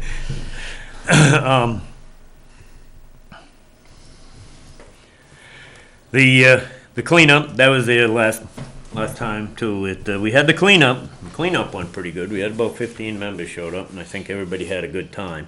We got the garden squared around out front. We did a bunch of washing on the walls inside and stuff, as well as we got through one of the apparatus. But recruitment's not going very good. We had it posted, advertised, and I had one person to show up, but they showed up because they wanted to check out the ladder truck and the Model A. They didn't, yeah. I tried diligently, but it didn't work, so I don't know what the answer in the end is gonna be. We'll keep plugging away at it. We got some Seems like more a lot of work to do and with the structure and the organization. That's part of my report there from. Seems like a lot of volunteer fire stations like this are having that same problem. Oh, it's getting worse. It's getting bad quick. It's a ton of time that you have to put in for really very little benefit. Yeah, and it's not just that though, really. I mean, you look at your committees and stuff that you try to do stuff, people just don't step up and want to volunteer, be part of their community. And even when they do, because of the financial restrictions, their job commitments and stuff, a lot of times they can't, so, yeah. So I think anything that relies on volunteers is really struggling right now, but True. then we compound it and say, well, hey, we gotta have you do the same thing that a full-time person does, which is right. It's in their best interest and their safety. They're gonna be exposed to the same thing that somebody doing it career would be. The other side of our case is where it's at. You know, most of the guys that do it wanna do it, nice guys, most of the people that do it wanna do it periodically, but they don't want it to become a second full-time job. But I think you guys heard the sirens a minute ago, but that was the second call tonight. We're at that was run number 152 or 153 so far this year. So approaching, you don't really think about it but when you start to approach that 365, that's one a day. It averaged out. It's not always that way, and some of them are little calls, some of them are, whenever we do a transport, that's 2 hours they're tied up, so. We'll keep working on it. We'll work on the inside stuff, we'll get that squared around, I'll keep plugging away, trying to find some volunteers, and if we don't get that squared around, I guess we'll have to go to the drawing board and figure out what we are gonna do to, what we want, what we're gonna do. Yeah, and then tomorrow, just to give you a heads up, that we'll be tying up the traffic. I think tomorrow's supposed to be a good day. We have this is EMS week, so we have grades 5 through 8 come over for visits during the day during EMS week. Cool. Okay. That was it. Anything else for the chief? No, thank you. All right, thank you very much. Thank you. Code enforcement is not here. Administrator? I had all my stuff addressed already, thank you. Road commissioner?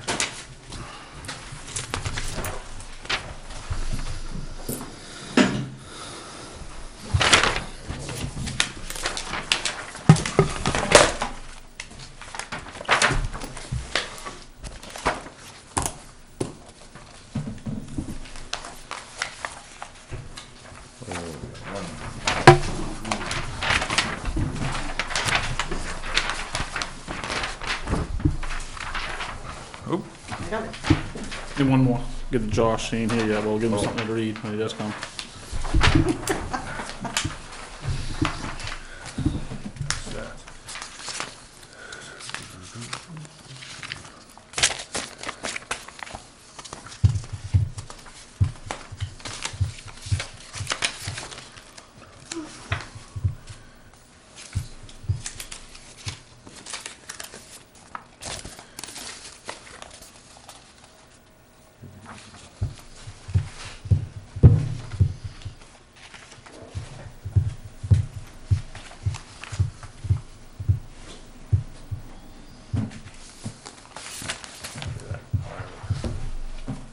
There's the paving plan. Doesn't look like much after all the work that went into it. That's all, I guess. There's a lot more work going into it than what it appears on the page.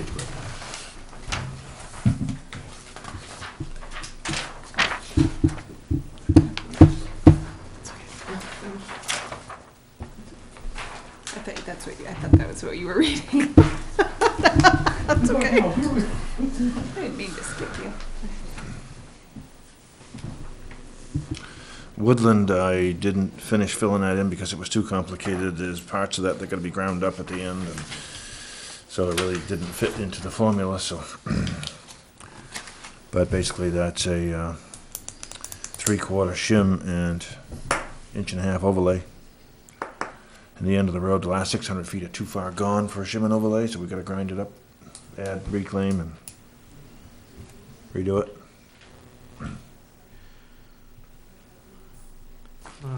Auburn Pownell, is that towards Pownell or towards Auburn side? We went last year to Bowie Hill, to Stackpole. Mhm. So this would complete from Stackpole all the way to the Pownell town line. So Okay. that good. road in its entirety would be chip sealed, would be finished. Okay, that's good, because I knew we'd actually done paving on the other end 4 years ago or something. We'd done a fair amount, and I was hoping we weren't having to redo that. Right. And which section, how much of Davis Road does this reflect? That's just the 1 mile piece. The new pavement piece that's breaking apart. Yeah. Yeah. So that has to get done. So that's a given. So Which I'm guaranteed we'll get a lot of questions on. Why are we doing that? That was just done. in 09, I think. Yeah, and we did more work in like 11 or 12, and yeah. I've looked at the records. I see the money that went into that. A lot of money went into that. Was road, that so. just an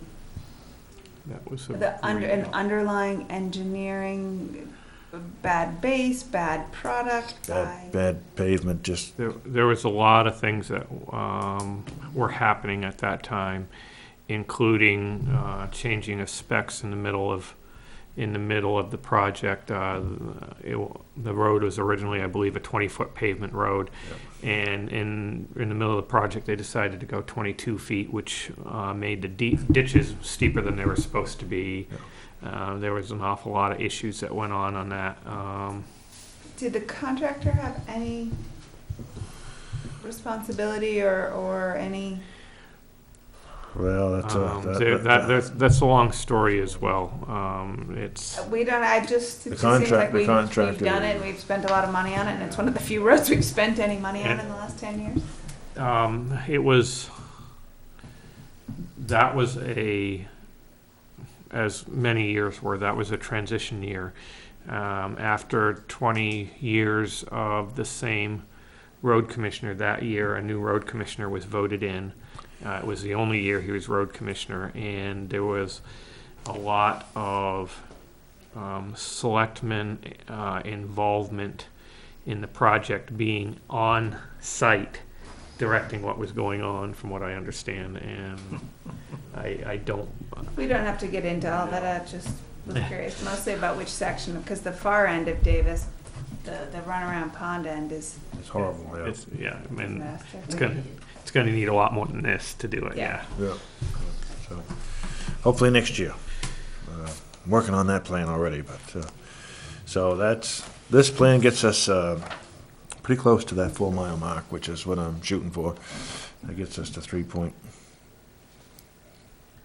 Yeah, between that and then the rebuilds, we're doing about 3.5 miles. That's 3.8. yeah. That's So that's about 7 or 8 miles this year. So it's getting us moving in the right direction. Well, after not doing nothing for almost ever, Yeah. you gotta start somewhere. Ain't gonna get it all done next year. Ain't gonna get it all done probably the next 5 years. Yeah, it looks like the roads were just paved and left, and just no maintenance, no overlays, no shims, nothing. So this is what you get. 25 years later, they're all falling apart. Davis Road's premature, but there's some issues there with that. Do you think that this will set it up for a decent length of time doing this then. Yeah, this is our best bang for our buck right here. We're using a lot of pavement in the shim, but we're using it regardless of how we're using it. But by using it in the shim, we're getting a lot more surface treatment done. So this stretched that. All right. Then I have I got the, maybe two, man.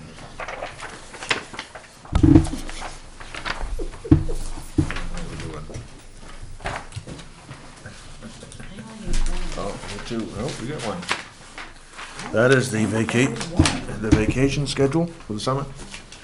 Scott still has a couple of days to put in here, but as you will see, the only day I have two people out is on August 4th. And, that's a day that we can do something else. So there's, you'll see the 19th, day after tomorrow, we're going to be preparing for the bulky waste day, so we won't be doing any work out in the field. We're going to be setting the garage up and getting everything ready to go. Are they bringing trucks down earlier, or are they just gonna bring them down Saturday morning early? I'm not sure. Not that it matters, I just curious. They have 3 or 4 there last year? I wasn't there. They had quite a number of. It was like a week before I started, so. Yeah. One in every bay, I think. I think there were 4. Yeah, I almost think there was, yeah. I've met with the company and we've laid out, I had the guys draw out a diagram of how it's gonna go this year to run better, and they all agreed that should work, so. Are we? I didn't think it went too bad last year, actually, but first I haven't it over there, so it can only get better. We found out the areas that didn't work well and we've addressed those, so. Yeah. We gotta do anything as far as kind of directing. I know last year it was the line along 136 was actually causing some issues with traffic and maybe coning it, so pushing the center line over or something to give a little more room, but. Yeah. Well, one of the things we've worked on is, we're gonna have somebody from the crew, moving people through. So hopefully you don't get the same buildup. Right, Right. it's not, a It's little not- bit less chatting, a Yeah, little bit more. well, it's not the place to be. I know people like to get together and see each other, but what happens is the guy behind you ends up waiting. And Yeah. we They- gotta yeah. move people through. They work, as they keep pulling in, next one crowds out just a little bit, because they wanna see what's going on, next one's, yeah. So we'll try to keep a tighter rein on that this year. yeah. Sometimes that line gets to be 50, 60, 75 cars long or more, it's a pain in the butt, but.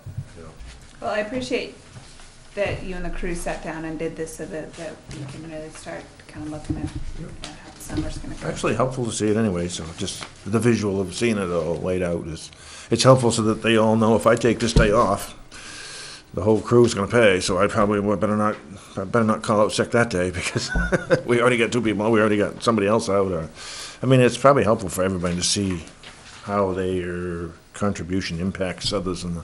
Right, working as a team and all. Yeah. It's just a small crew. Yeah, so this, I'd just soon have you not mention any numbers. I'll pass these around. No, The quotes on the, I might be short on copies on that. Yeah, you can have that. This is the original. I got a price back from Ted Berry Company on the lining of that 12-inch culvert. Then it dawned on me afterwards, I thought we had discussed the other, well, Just the extra one. I don't need one. I'm good. You sure? Yep, there's no reason I need one. I was thinking we had already discussed the quote for the price I had Replacing it. to replace it, and we hadn't discussed it. We discussed it, but we discussed discussing it, but we didn't actually. I didn't actually pass those around, so I have that here, but I just forgot to make copies of it. But we're within. That's think $2,000 more. And there are two different approaches to it. One would be to line it, the other would be to remove, replace. Yep. Yeah, so actually, we're talking $2,600 difference. This is $2,600 more to do this. What I like about this is that I don't have to dig up the road. I don't have to worry about 12 feet of material settling. It's not really $2,600. I take that back, because with the replacing it, we still have to buy the culvert. So that's probably around $1,000 right there. So it's really $1,600 difference, and I don't have to disrupt the road. I don't have to close the road. I don't have to dig up the road. For $1,600, I think I'm still looking at the numbers. This is lining. It gives us 127% of its current volume. So you get more water flow with the lining. It's not a lining. It's what do they call it? They put it's Secure in place. yeah, that's what it's called. Well, it's not like sticking another pipe in. That's really a lining, and then they put grout around that. This is actually It's not like lining a chimney. no. Put the boot in, they Right. pump it up, yeah. No, this is actual soft material that goes in, and then once they put an ultraviolet light through there, it forms to the structure around it, and then Kinda like what they do when you do your teeth. yeah, they Hardens put up. that light in there, and then it hardens up. Right now you could take it and it's pliable, and as soon as they put that light on there, it's pretty cool stuff. But, This one would be less disruptive. yeah, when you replace it, you gotta close the road, and then you have the settlement and the compaction issues, and What's the life expectancy compared to a new culvert on something like this? according to these guys, it's indestructible. It's lasts forever, but Of course it will. is it like the Angeline roofing that was guaranteed forever that went out of These business? guys are doing this in every town, every state. They're putting this stuff in the ground in every city. Yeah, So I'm telling you, with structural, I mean, they're backing it up quite a bit. so I'm just still kind of looking at that. So you don't have a recommendation yet? No, I'm still looking at that 127% and doing a little math on that and making sure that all works, and so. I did. Because it actually takes the ribs out, so that's why the flow is actually better. Yep, it actually, sometimes they have a problem with flow, the speed, those ribs slow the water. He said sometimes they have to actually add turbulence, they have to add bars in there to create turbulence to slow the water down. Right, yeah. Sometimes they cause problems at the discharge, the velocity blows out the ground, they have to do some extra stone and stuff, so. It's, Pretty knowledgeable, huh, son? it's actually, it's impressive to think that you get more out of it, but. Today's technology. If I only had a different phone. Whole head. You could look it up if you had a different phone. So there's that. Let's just pass these around. So I got all kinds of stuff.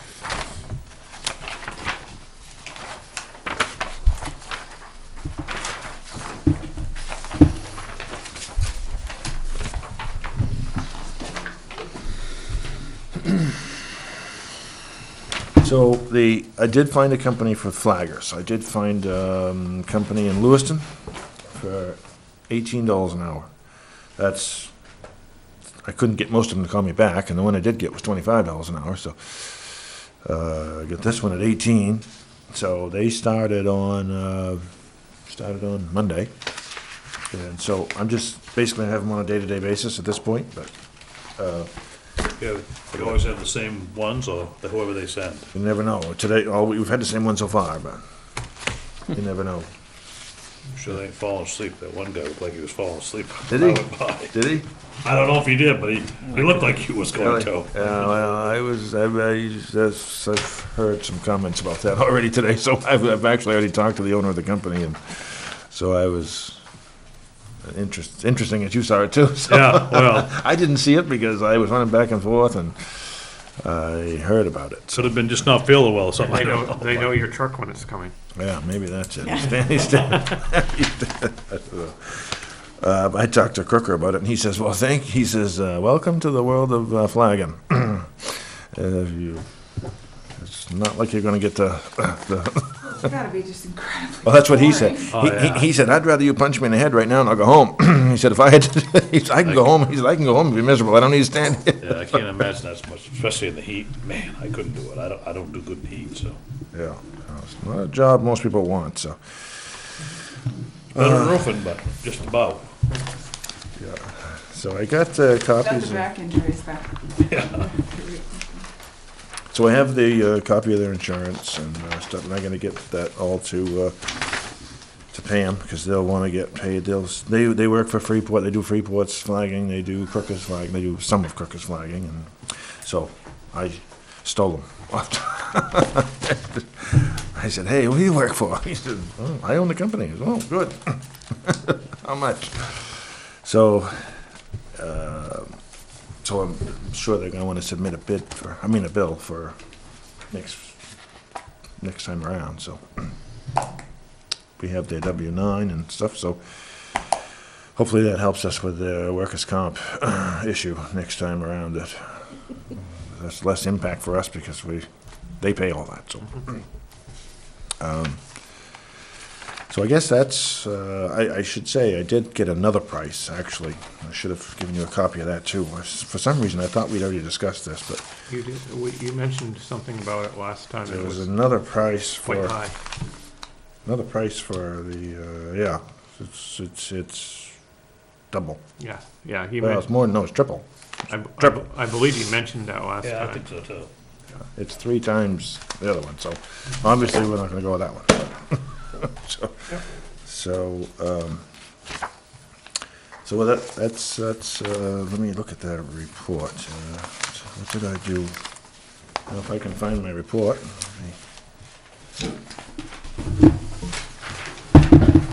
Yep. So anything on here that, so we did the shoulders on phase 1 of Sand Hill. Somehow it never got done, so we had to go do that. And the edges of the pavement were breaking off. I don't know what happened, but it was something that we could spend $1,000 now, or we'd spend $20,000 later. So we had to get on it and go do it. I got 20 bags of grass seed from Allen, Sterling, and Lothrop, which saved about 50% from what we've been paying. But I had to use 2 towns together to get. You had to buy 20 bags, so 10 to Pownell, 10 to Durham. When I get the bill, we'll split it, and either one of us will pay it, and then the other one will get reimbursed, and one will bill the other one. But we saved quite a bit of money by buying that in bulk. Barry Baldwin. The trees are in our way, so it was $1,600 for Rabbit Road. So I just said, do it. Gotta get it done. He's starting in Pownell. He said if he does Pownell's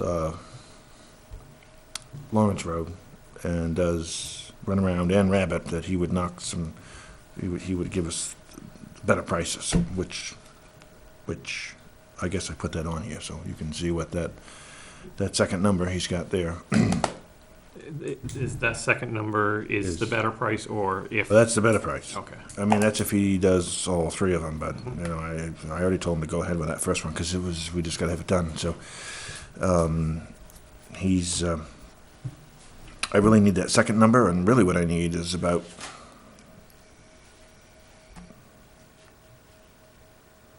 another 3,000, because I know this, I'd like to have, it's like $10,000 to put towards tree work on that job, because I know this other trees are gonna come up, and you get there and you start ditching, and then you realize you end up with another tree like we talked about earlier tonight, and then just take it.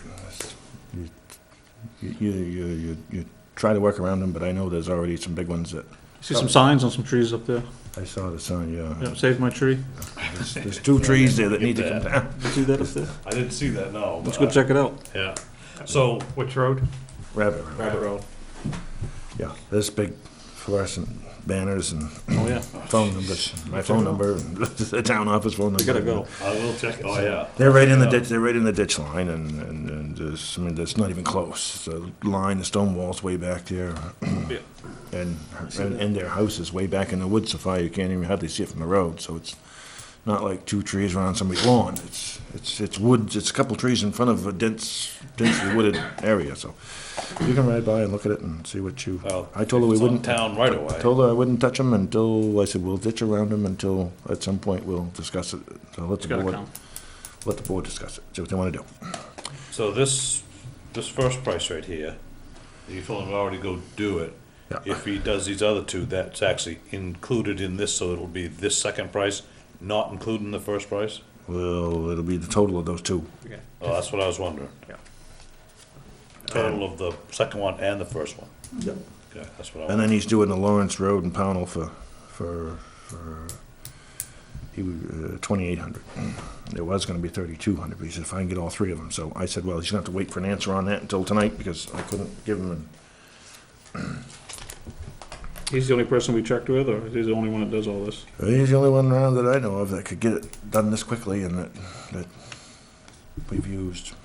We've met John, all of Pownell's work, he's done everything in Pownell, And I think he's, I think Sean used him as well. He's done a Yeah. lot here, A yeah. lot. Sean told me he's the only one he's ever used here, so we just, I really don't see anybody else doing it for that price, but, No, he always does it. It's just, well, it's not like he's Lucas Tree out there with all that. He's out there with a flag himself and, so, Low overhead. yeah, low overhead, that's what you got, so. Okay, well, Sounds good. yeah, then, yeah. it's good. Move forward. For our policy, we need a motion on, did this need approval of the whole board, or was this something that, I'd just like to get approval. I was thinking with the selectman and the administrator or the department head was okay for this amount. Well, Another any- 1.1 anyways. anything over 5 would be, It's just nice that You know it's what I all moving forward and it's, And it's coming out of that 1.1, that's right? right, Right, yeah. it's all coming out of there. Ain't like we gotta come up with this one. Right. And so you know, the flagging also, Yep, comes right out of that. that's gonna come out of that, so. Okay. If we have them for 4 months, you're talking $25,000. Okay. So, From what I could tell, the board is okay with it. okay, all right. So the new truck is ordered, and I'll keep you posted on the status of that. Working on the RFP for the roof still. I talked to New Gloucester today. They have done one, and I probably have an email waiting for me with what they came up with for specs, and they have a preferred bidder list, which they put together, and I'm not sure how that works. Have we ever done that, preferred bidder list? Well, I don't believe we've done that before, but I'm not- I understand the, I don't understand. I understand what it is, but basically you shortlist people. Really? And, To me, that sounds like a recipe for well, it's, I know it's done more at the state level to expedite, processes. They pre-qualify people and things Oh, like that. well, I guess they did that. So if they did it, and he's gonna send it to me, and it looks like if I can see that I don't know, I'm not sure how that would work. I guess we'll just put it out to bid, but once I get those specs, I'll give them to Ruth, and she can put that on the website, and the way theirs worked is just call the town office for the specs. They just advertised that it was a job out there, and we'd keep the specs and give it to them. You're planning asphalt again, right? And, That's, Yeah. I would think just replace what's there, yeah. So there's that. Am I forgetting anything? Okay, so, this here. I think there's some money left for tools for the shop, for the garage.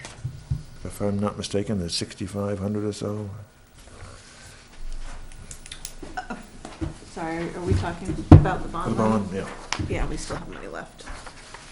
And I just, was thinking, this is something that I'd like to have. It's $3,900, so that we can change all the tires on 1-tons and pickups, from winter to summer tires and back and forth. And well, what would it cost you to go out and, I mean, on a yearly or a bi-yearly basis and do this? Well, it's the inconvenience of losing the vehicle, and then you lose a man with it, and then you lose, sometimes you lose two, because you're gonna have two go, because one's gonna bring the other one back, because it's gonna stay, and it's nice to be able to do our own This is a thing. changer and a balancer, Yeah, two separate machines. This is the cost for both of them, yeah, the lesser of the two prices. yep. The list price is 78, because they tell you that, but I don't- Yeah, I don't damn, you buy parts for your car, that's, yeah. they inflate it so it looks like you're getting a deal. I don't know. Do you think you'd lose less time having one of your men doing this than you would have lost sending them? Oh, yeah. Yeah, Yeah, okay. they take 'em minutes to do it this way, or This will change up to how big a tire? I had Scott research it. This is what he came back with that he wanted. So I said, well, just go research and figure out what the best deal is, and this is what he came back with for the best deal. Everything else was significantly more. This comes from Napa, so you can kind of, I mean, I Depend- would expect that he would have looked at those specs, but can we verify that that it will work with? he said it would do everything except for the big truck, so, Except for the the big, Wheelers. wheelers, okay. right, so. I mean, yeah, it'll do that, so, I mean, I did ask him that, so he said it'll do everything we want to do, so. Because I asked him if it would do the big ones, and he said, he said no. I said, why not? And he said, unless you We want. do the big ones, we have somebody else do them. We have somebody else do that. Right, because you gotta put them in a cage. Yeah, Yeah. So there's no splitting ball and all that stuff out there. So how many vehicles would this cover then? 3? yeah.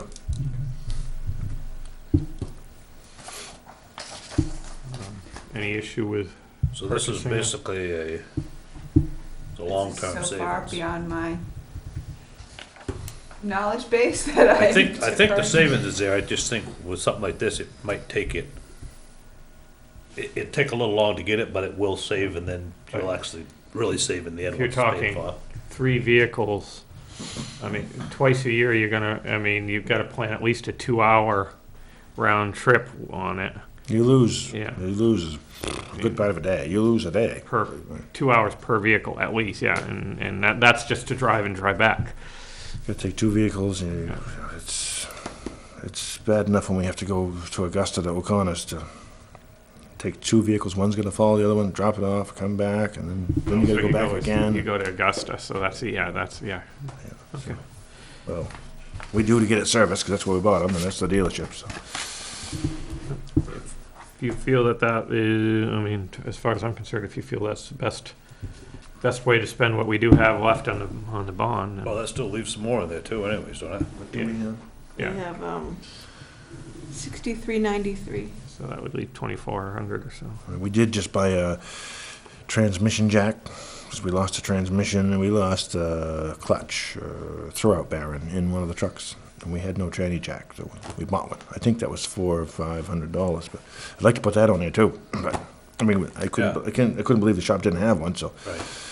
we were like, well, how are we gonna get that transmission out of there? I have no idea, so we had to go, I just said, well, get one, because we gotta have it. Yeah, that can go on that same thing. Yeah, I could bring that We're all in. set with welder and plasma cutter, and Yeah.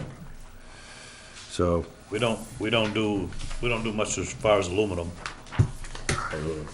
Anything we do is you're doing welding right now, it's all steel. yeah, I don't, Is that it? Yeah. Anything for, Yeah, schedule for Crooker, are we on the schedule yet? well, we're still working on it. Grinding and paving? Still working on the schedule. Talk to them every day, and I know Lisbon's July 17th, they're rolling in over there. yeah, well, he's gonna get me the signed paperwork, and they've started in Pownell already on Fickett Road, and started doing overlays, but Because we gotta be ahead of them in the ditching and culvert crossings, right? Yep. So that'll I don't think they haven't had their town meeting yet, so I don't think their big project has been. Yeah, I'm just saying, being ahead of we've got to Crooker. be ahead of Crooker. We gotta be ahead of Crooker when Crooker rolls in here. is what Well, I'm trying to Crooker's get at. already been down and painted everything. They're putting out their stakes, and so So we're gonna switch over and go back to replacing pipes, cross culverts and then try to ditch off the base. They're gonna put the base down and we're gonna ditch off that so that, I'm hoping and that we can, not have to go back through into our in-slope work. That we can, as we're ditching, we can pull that material up to the new road height. You pick the road up 8 inches, and then you have your ditch all done to this grade. Now you pick it up 8 inches. You've got this L-shaped piece. So then you're gonna go back through and you've got to fill that all in and rake and seed, and that's in-slope work. Whereas if we can get that on and then ditch, we can pull that right up to our new elevation, smear it back with a bucket and be done, and just go all the way through, not have to go back and do that. Taking it out of the machine, out of the back of the truck with a bucket and setting it in one, following an excavator with a truck all the way down through. We could do all that in one shot. So we're gonna switch over and go to changing cross culverts. One of them is particularly challenging. We've got to do a cofferdam. The first two on the road off 136, you'll see that all the pipes on that road are HDPE plastic, except for those two. And the reason is because they didn't want to build that dam in the pond and keep it pumped and replace the pipe and then take it out, let the water come back. You have to divert the water into the other pipe, and they didn't want to deal with all that. So that's why those are the only two that are still metal. They paved right over them, so we're not dealing with that.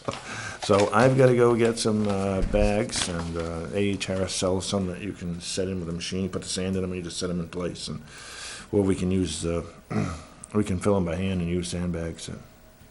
But I'm still working on that. I also got one more. All the guys been trained on how to handle the public and the taxpayers on when they ask questions to them? I mean, they all know the knowledge, what to say to them, they come up, get a question asked. Well, they should just. And I'll throw something out that happened to me, and that's why I'm not pleased about it. Gentleman come up to me, he says, "Mike, I need to talk to you about my culvert." And I said, "Well, that's Public Works Department." He says, "Well, that's the thing." He says, "They are finished filling potholes in front of my place." I went out and asked them when my culvert's gonna get replaced, because I've mentioned it for 2 years now. And they told me to talk to Mike, and I said, they go, "Mike who?" He says, "Mike Stewart," the town guy. I said, "You ask him when your culvert's gonna get done." Does he know who that was? Yeah, he sure does, and I'll mention it to his name after we're off on camera here. That'd be nice to know.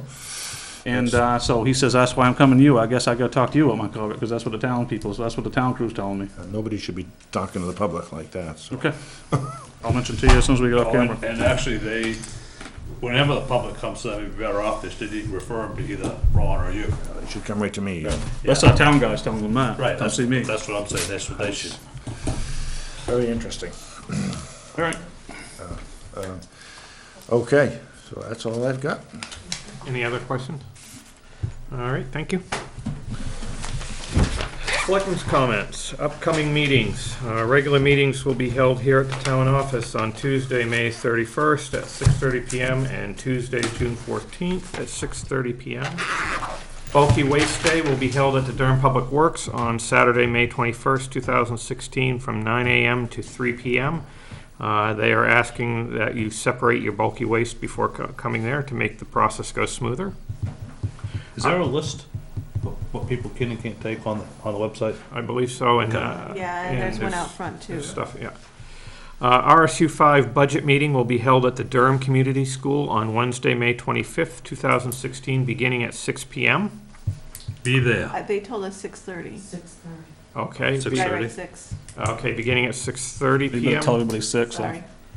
I mean, if you're there at 6, that's great. Actually, if you can show up a bit early to get signed in, because Yeah. you have to sign in. Yeah, get a voting card.